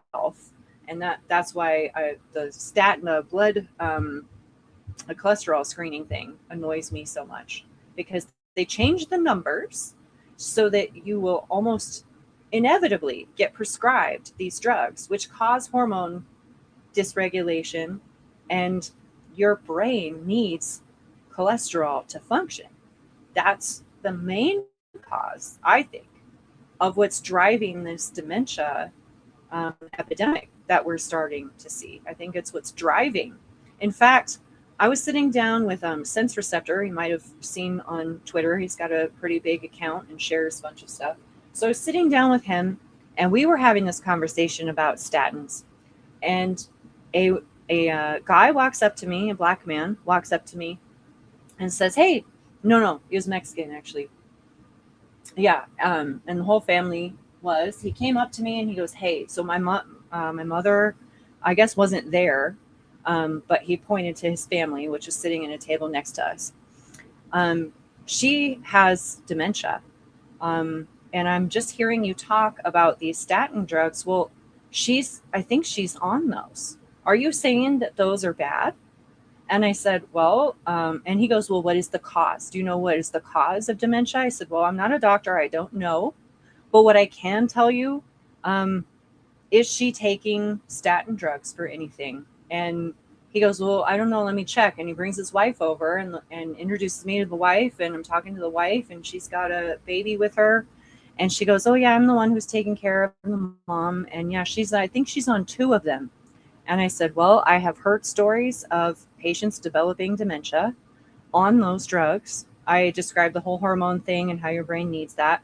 And I said, I've heard that the second, within about 2 to 3 days sometimes after coming off of these drugs, the dementia will go away. So take her off of those drugs. And they both thanked me. And even another doctor on Substack that I shared that story with was like, wow, you're a hero. You need to be sharing that everywhere. I'm so happy that at least you got one person, to start thinking about maybe I should come off this drug. So just so many of the drugs that they prescribe that we think are harmless are so much more dangerous than I had any idea. So it's so important. I hate to say this because it's like putting so much pressure on people to be your own doctor. And I feel like that's overwhelming for people. I know it is for me, trying to learn the cause of everything that's wrong. And then there's well, I'm not a doctor. What if I'm not smart enough to figure this out? What if I never figure out the answer and I'm just helpless? Like there's that anxiety. But we just need to do the best that we can to educate ourselves, because it's probably better than what Western medicine is going to do for us, I guess.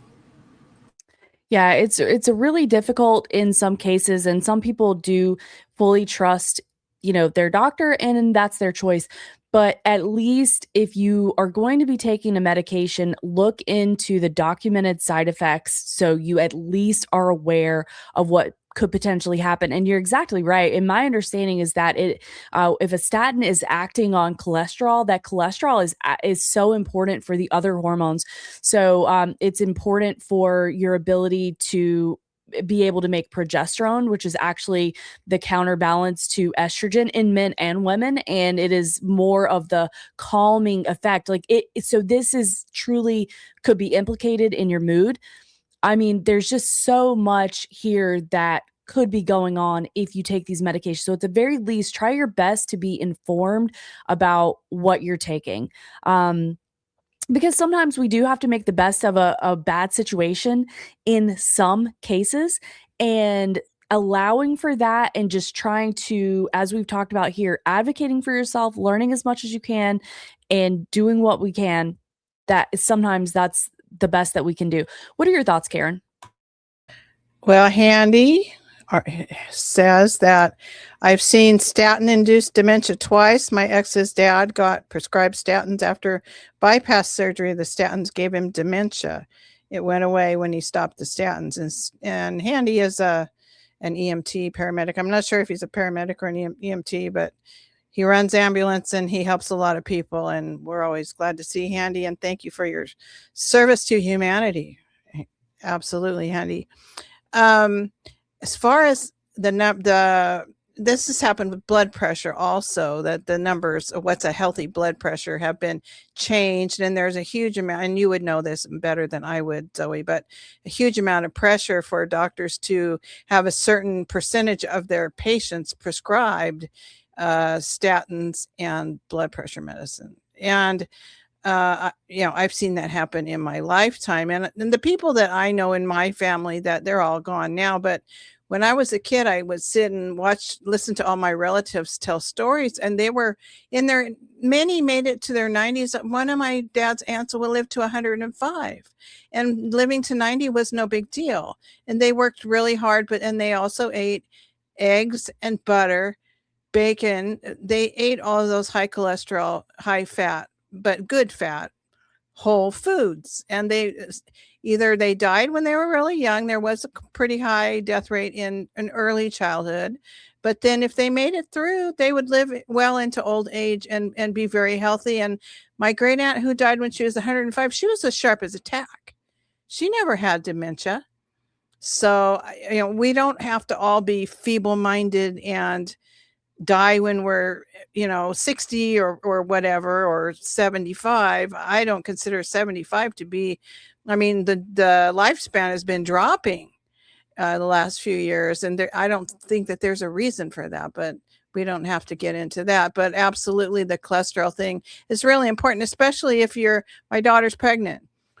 It's so important that she eats the high fat, natural fat foods, like eggs, for example. So that's important. And, we all need that.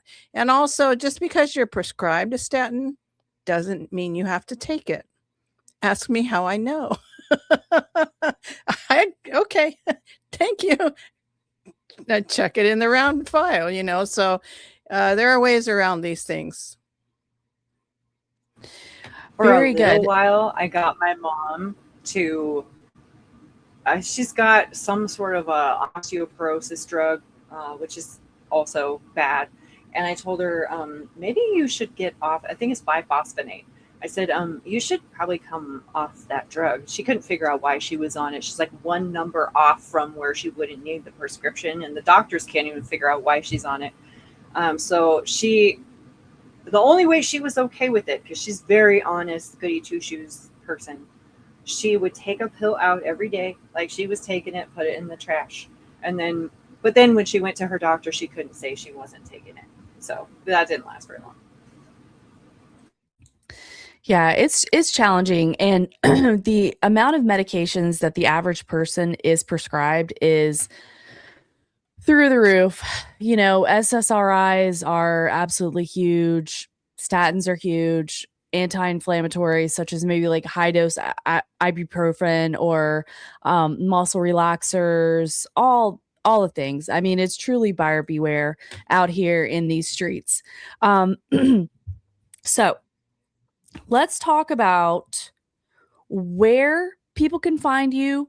At the beginning of the show, we talked about a handful of places. So I have a screen share. I'm going to start with your Substack, but let's talk about what you're working on. You said you're in a place again where you can start to make content again. So let's talk about what is on board as far as that. Even if you don't have something set up, like what is your goal to begin covering again, all that good stuff. I can talk about happy things. So yeah, my website came back up, so you can find me at thrillkillmedicalcult.com again. Yay! Substack's the best place to find the written content. I'm working on getting the blog on the website, so Substack is really the main place to follow me right now. I got off Twitter because I got hacked. I'm considering maybe going back just to get more exposure. Where else? I do have a Telegram channel, and I'm pretty active on Telegram. You can even contact me directly through the chat in there. So if you're interested, definitely follow me on Telegram. There's no H checks on there either. So if you're from the UK or my buddies down under, you don't have to deal with the H checks on there. So that part's pretty cool. For next up, I'm really wanting to focus more on solutions. So I'm thinking for many years now, ever since I came out with my book, the book launch podcast was with Frank Kavanaugh, from the bassist from Filter, and we talked about Dave Grohl. We talked about the musical influence, where I came up with the title of the book. A lot of people who follow me have similar musical interests, and I was going to do a music list of shame. So for fun, I'm going to flip it, and I'm going to do a music list of fame. And I'm going to be soliciting some of my favorite podcasters and people in the music community, and nominate some people for the music list of fame, and just get a list going of some people who actually stood up to this or have some really great content. Because it seems like music has died, and we need some fun. We need to remember what fun is. There's so much doom scrolling, and everyone's losing hope. So I wanted to do something fun that might help us kind of, come together, I guess. So I'm probably going to do another episode on structured water as a possible solution. I'm going to be making a trip back to Oregon, and there's a freedom market there, so I'm going to be covering that. I've got some other interviews up my sleeve that I'm hopefully going to be working on, some that I've promised people to do for a long time. The next article is going to be on the PCR, but there's probably going to be a follow-up to that as well. Along the Solutions Watch, I had done an episode, which you'll see on my Substack, about the book being on fire, the plight of a whistleblower. I need to do a part 2 to that because I've done an alternative publishing, I guess an alternative approach to publishing. And I'm now having people come to me and saying, hey, I'm censored. I need your help trying to figure out how to get around all of this. So I'm going to put that out there as like a possible solution for anyone who wants to get some written content out there and not have it be super controlled by Amazon, or like ways to get around the shadow banning. Very good. Because I think the solution that we really, really need right now, I think we're coming to a point where the internet is broken and it's no longer going to be useful to us. And I'm trying to think ahead and come up with, well, how do we stay connected when the internet is no longer functional in a way where we can be? So do we go to mailed letters again? Do we do flyers, bumper stickers? Like how do we continue to get our message out and reach people? Because I saw someone post something about, it was like a psychology related thing about the people that stood up to COVID, what makes them different, or what criteria did they need to do that? And one of the key things that stood out to me was other people. When you're the only one speaking up, the only one standing up, you don't have the strength to do that for long because the pressure is immense.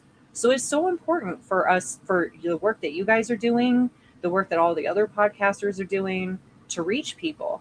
So I'm trying to find ways to reach people and hopefully keep it that way once the digital ID thing starts to come down, because we can see the lining on the wall with the flock and the AI data centers and the 5G everywhere. We can see the writing on the wall. So I'm going to do my best to put content out to help people kind of stay ahead of it.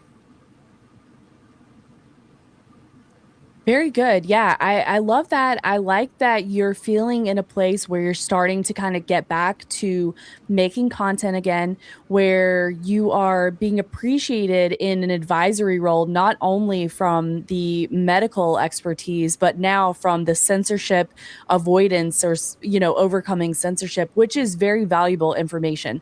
So I love to hear that. And, let's talk about, if people want to support you as far as purchasing your book, which I still need to do that actually, or subscribing to your Substack, whatever. Last time you were like, look, I'm really not into fundraising. It's, but where are you at now? Even if it's not going to, like make up your entire income for the year, but if people do want to support your work, what is the best way to do that? Thank you. Yeah. So the best way to support me, I guess, would be Substack. I hate to say that because I see the writing on the wall at Substack's probably going to be going away, but I just checked my bank account from Substack, and that's where most of the regular money that I can depend on comes in. It's probably only going to get me like one trip to the grocery store a month or so, but it's still something. It still helps. I came to the tough realization that anybody in this needs to be able to fund themselves. So I did actually land a job, and it's fighting medical fraud. So I don't have to feel bad about the job that I'm doing, and I can do it remote. So now I don't have to be stressed so much about money. That was part of why I said what I said last time. So I'm not as stressed now, which is good. The other best way to support me, or the way to get the book, I guess, if you want the book, which isn't necessarily about making money, as I said in my article, it's just about covering my costs, because I do have thousands of dollars invested and I've not made that back yet. So it would be nice just to break even. If you go to eBay and you search the COVID code, or you go to my website, there's a little bookstore tab where it will link to eBay. That's the only place I'm able to sell the book right now. I'm working on doing a revision to it And once I get the revision done, I'm going to put it on Lulu Press, and it should be up everywhere again. So for now, Oh, good. the remaining stock that I have, you can get that on eBay, and it is me personally shipping it to you. If you want to put something in the note, you want me to sign it, I'll just do that for free. I'm not going to charge people for that anymore. So eBay would be the place to buy the book. You can also, I need to update the order form as well. You can mail me a check or gold or silver to purchase the book through the mail. So you don't have to have digital money. You can just do regular, non-traceable money. So I have an address where you can send that in. You can also send me support. Up behind me, I have some letters that people have sent me. I have a picture of a nursing home victim. So you can send me just thank you notes, or if you want to contact me, or if you want to send me support. I've received some gold and cash and checks through the mail. So that's a great way to support me. No middleman involved. Trying to think if there's anything else. Oh, I do have a link on Wise Wolf Gold, Tony Arterburn's. Yes. Yeah, Jason suggested I get that set up. So I do have a way where you can donate gold or silver through Wise Wolf Gold. And I put that link on all my Substack posts at the end, and it should also be on my website. Okay, perfect. Yes. So, and I think that Jason has your links on the Knights of the Storm website as well, so people can get in touch if they want. But you have a lot of different places. But if they were like, I can't remember all that stuff, they can always touch base with you on Substack. Is that fair? Yeah, you can reach me Okay. on Substack. Okay, perfect. And I'm going to bring up your webpage here so we can see this this very spooky vibe. I like it. And the link to Zoe's book, purchasing her book here. So all right, now I have been hogging you, so I wanted to see if Karen has other questions, follow-ups, comments, whatever, before we wrap it up for the day. Well, Handy did say that he's a medic, and he made the point that lifespan is dropping while Social Security retirement age is rising. So that's interesting too. And I love the idea of the structured water. I think that water is crucial to our health and to life. And it's overlooked quite often. So I'm interested to know who your go-to person is as far as the structured water goes. And also if you wanted to talk a little bit more about what you learned from Stephanie Seneff, or what are you doing in your life to improve your water quality or avoid glyphosate and those types of things as prices rise. You were talking about hopefully getting enough from Substack to make a trip to the grocery store. Well, it's costing more and more and more to go to the grocery store. So any solutions you have there or ideas you have? Yeah. Well, Stephanie Seneff, when I did the interview with her, honestly, I was kind of intimidated to do the interview with her because she's so strong in chemistry and I'm not. So I wasn't sure if I was going to be able to keep up. But she actually made a comment that I had done so much research. So I think I was actually, I was able to meet her at least enough to help her get her message out. I was pretty familiar with what the content that she had, so I can't say that I learned a whole lot from it. I thought it was incredible just to have her on, and that she was even willing to talk to me, because I'm kind of a pariah, if you haven't noticed, in the medical freedom world. I think she's fantastic. She's one of my, I really admire her. Yeah. So, but what surprised me was she said that she puts her faith in the USDA organic label and tries to just eat organic and eat. She actually did not know about structured water, but she was drinking a certain kind of water that obviously is pure, no fluoride in it. And so she basically does a similar diet to me, except for I have to have more extreme, because I am one of those people that cannot have gluten because of Roundup. And she was surprised about how many people, because up to 1/4 of America self-identify as being sensitive to gluten. And I know, even after years of being on an elimination diet, I cannot have any kind of wheat. I'm even afraid to try importing wheat from Europe that's organic and milled in the proper way, because everything about how we make bread here in America is wrong. It's doused in Roundup, it's milled the wrong way, it's got potassium bromide added to it, all kinds of stuff. So I'm literally even afraid to try it from France, is how sensitive I am. So I was surprised that she did not know that information. And I've done a little bit of deep dives on the falsehoods that are the USDA organic label, because you can put glyphosate in any crop that's grown in hydroponic systems. You can put Roundup in there, and I think it was Stephanie Seneff that posted that, where I learned that information, which is just beyond. And if they do the whole process, but so like the whole crop is grown for a certain period, and then when they go to harvest it, whatever chemicals they use during harvest doesn't count, I guess, as what's in the food, so they can still label it as organic, even though they spray stuff that's not organic during the whole harvest preservation process. So I don't think she was aware of how messed up our food is. But her specialty is really focusing on the chemistry. So it's just so deceptive. I think that's what I got to, is that our entire country has massive amounts of health problems. And even experts who have written books on it don't realize how deep it is. How I change my diet. So I don't eat any wheat or gluten. That means no noodles, no bread, no pizza. Pizza's totally off the menu. Burgers are hard even, because I got to do gluten-free. I also can't have dairy, so I don't eat any dairy. Of course, 90% is GMO dairy from Pfizer, so that's probably why that is.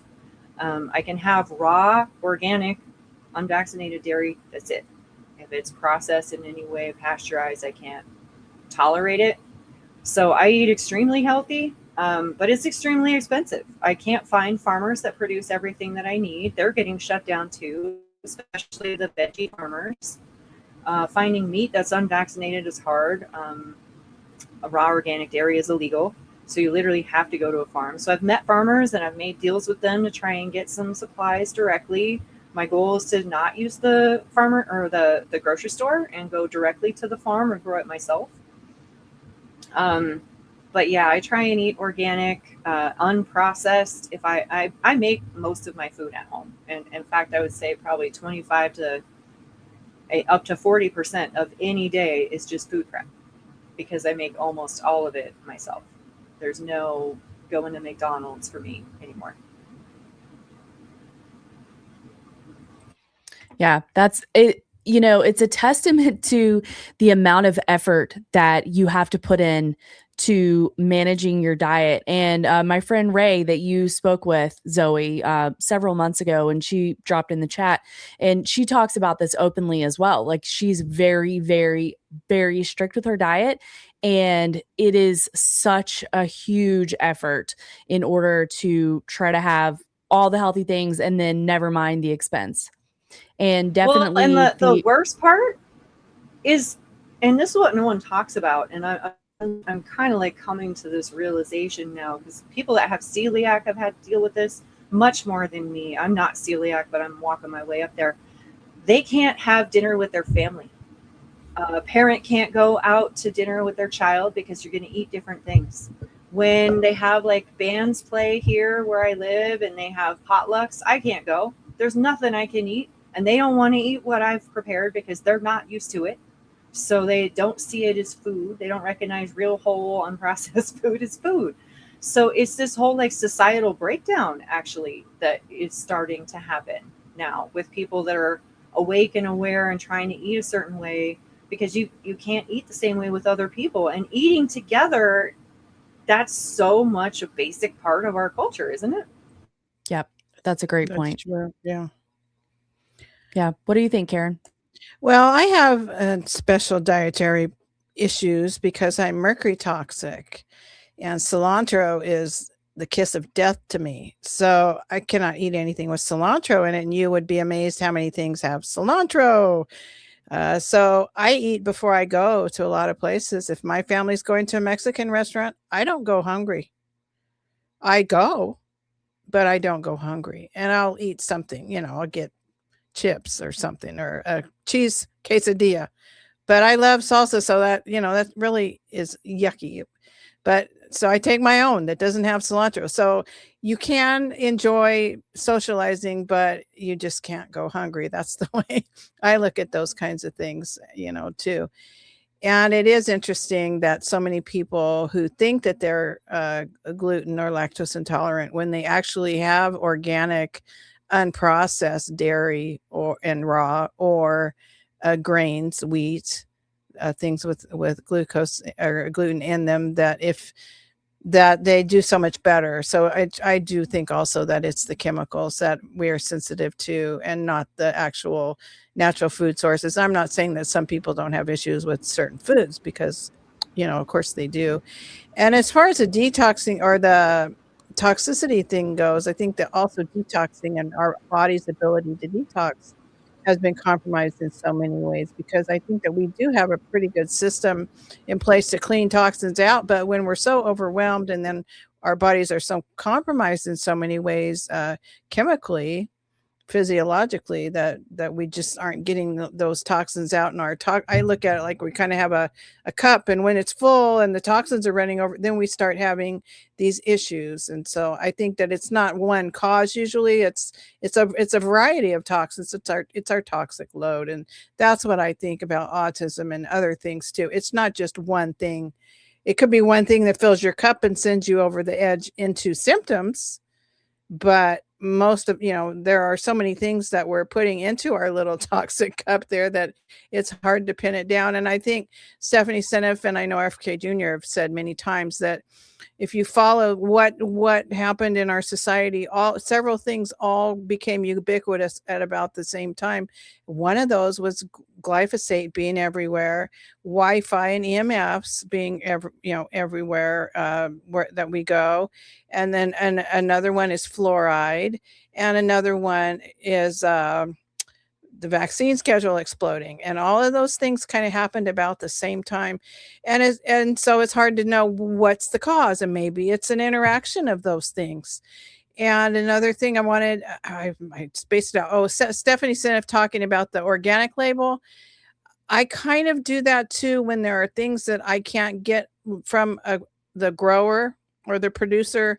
When I go shopping, I have to rely on the organic label if I'm making a choice. What else can you do unless you grow it yourself or know the producer or the farmer?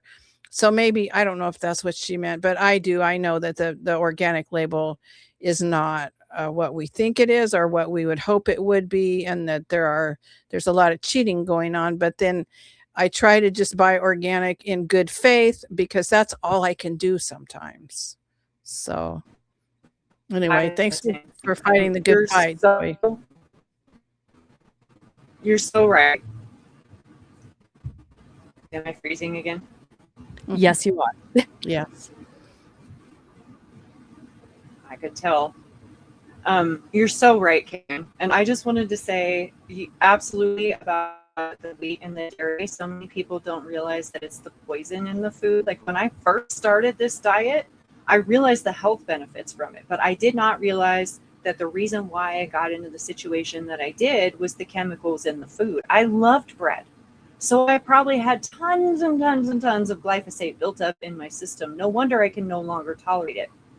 They say that celiac is like an end stage allergy. I think it's an end stage intolerance to the chemicals that are in the bread, essentially. Well, about cheese, I did not think that I had to at all. And then I went to the dairy farmer. I had volunteered multiple times. I did my bird flu special there, so you'll see him in the bird flu special on my channel. And he kept telling me, well, here's some raw milk here, you can drink it. And for me, it is not like I'll just have like a little bit of indigestion. I will be in bed for 6 hours in excruciating pain, and there's nothing I can do to fix it other than wait it out. So I was horrified when he said, try milk. I'm like, God, no, I would never do that. Why would I do that? But he's like, I think because it's raw, that you'll actually be able to tolerate it. So one day he finally talks me into it, and I had tons of it. I had cheese for the first time in 6 years, and I cried. It was so good. I cried, and they were looking at me like, there's tears coming out of your face. Like, you have no idea. I haven't had cheese in 6 years. It was amazing. So if you are out there and you've had some sort of intolerance and you think you might not ever have a food again, it can happen. You just have to find the right one.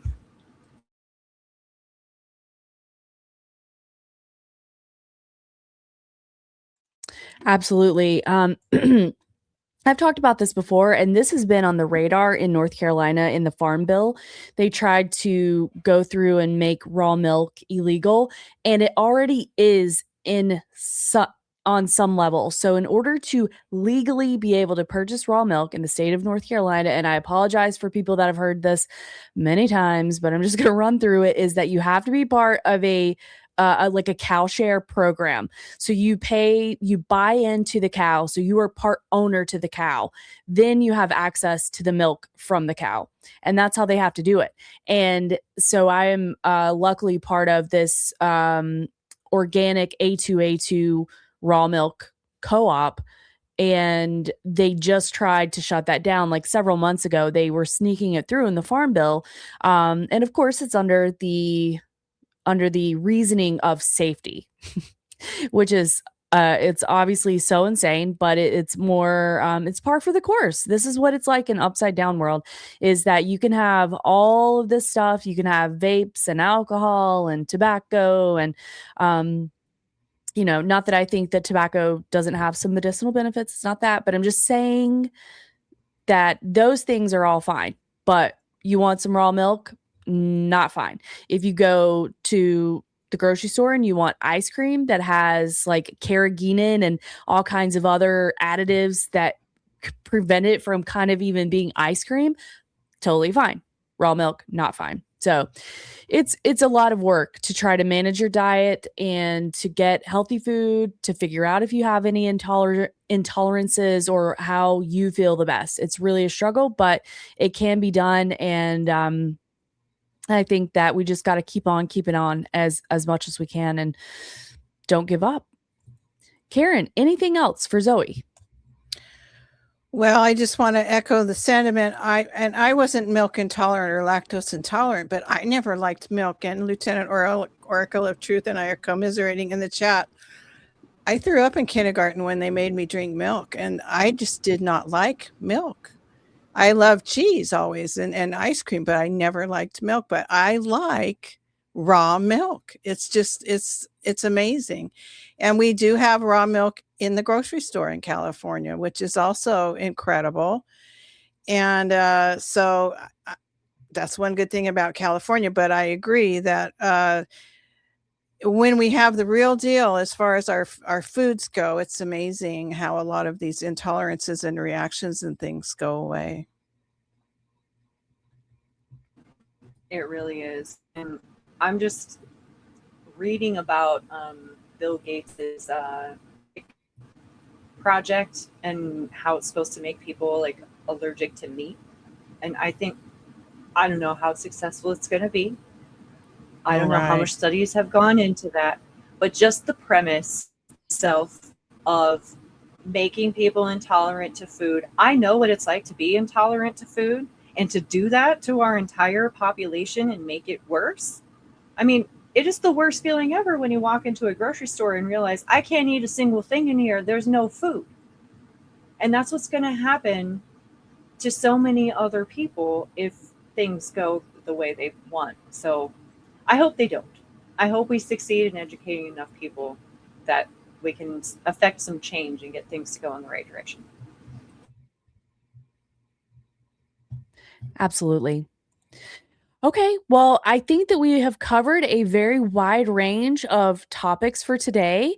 And I just want to say that I know Karen and I are very happy to have Zowe back here. We're very happy for you that you are feeling more settled, that you were able to find a job that worked with your conscience and your skill set, and that you are now in the process of not only continuing to advocate for people in your legal assistance of subject matter expert, but trying to avoid censorship and producing content for for all of us to benefit from at this time. And just a reminder, everybody, you can find Zoe's info. Sweets has dropped several in the chat. I have her Substack pinned in the chat here. Jason has a link to her information on the Knights of the Storm website. You can contact her at her Substack as well. So there's a lot of ways to touch base, and if you're looking to and you can't figure it out, email one of us and we'll help you out with that. Zowe, thank you so much for taking the time to be here with us today, and we look forward to speaking with you again when we can update on some of the rest of your work, the projects that you've got going on, the book revision, all that good stuff. And we really appreciate your time. And it's nice to see you. One of my friends messaged and said she's smiling today, and she's smiling more than she smiled before. And I said, and I think that's because, like you said, I'm just not as stressed. So it's very nice to see you smiling, and we have really loved speaking with you today. Karen. Yes, it's always great to see Zowe. You're a wealth of information. I really admire your drive to keep learning and moving into new areas. So it was great to see you, and I'm glad that we caught up, and I'm glad that you're feeling better and you're more comfortable with things, and you look great. So that's always good to see. So thanks so much for being here and for your time.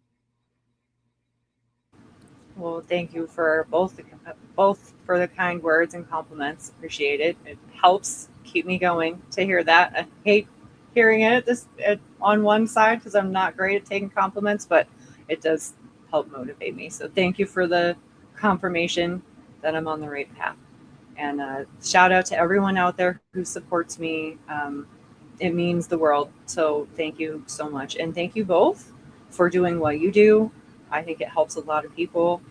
I think we really do need people out here speaking truth and getting unbiased information out to people in a way that they can actually understand. So thank you for what you do, and thanks for allowing me to be a part of it. Of course. Thank you so much for everything, Zowe. And we will look forward to next time and getting updates from you. And in the meantime, I hope you have a wonderful weekend, Karen and Zowe and everybody in the chat. Karen, before we take off, do you want to shout the chat out? I almost forgot, guys. My apologies. Yes. And I want to say I'm sorry if I missed anybody. I did the best I could, trying to listen to Zoe's information and keep up with all the interesting conversation going on in the chat. So many great comments and a few laughs, and Sweets is posting great links, and other people are posting great links. So thank you all so much for your participation now and in the future. I'd like to remind you to make sure you're subscribed if you would like to, and please share if you feel so moved, or repost on Rumble. And I'll read out the chat. I kept the list on paper today, so hopefully I can read my writing. Ricky from Anything Is Possible podcast, Jason Barker, who's on the road traveling and hopefully having a great time with his family. Salcedo Paranormal, which is James, and we're hoping to have James on with us very soon. Skunk Hollow Rose Gardens, check him out on Facebook and other platforms. He's got beautiful gardens and wildlife, a lot of things that are really uplifting and good for the heart. So check out Skunk Hollow Rose Gardens. Lieutenant Oracle of Truth, always great to see you. Anna Mares, blessings to Anna with the upcoming new arrival. Andy, also, same to you. Spirit of the Age, Paul, always great to see you. Radio Sack, Ronnie Omelets, as Jason would say, the best name on the internet.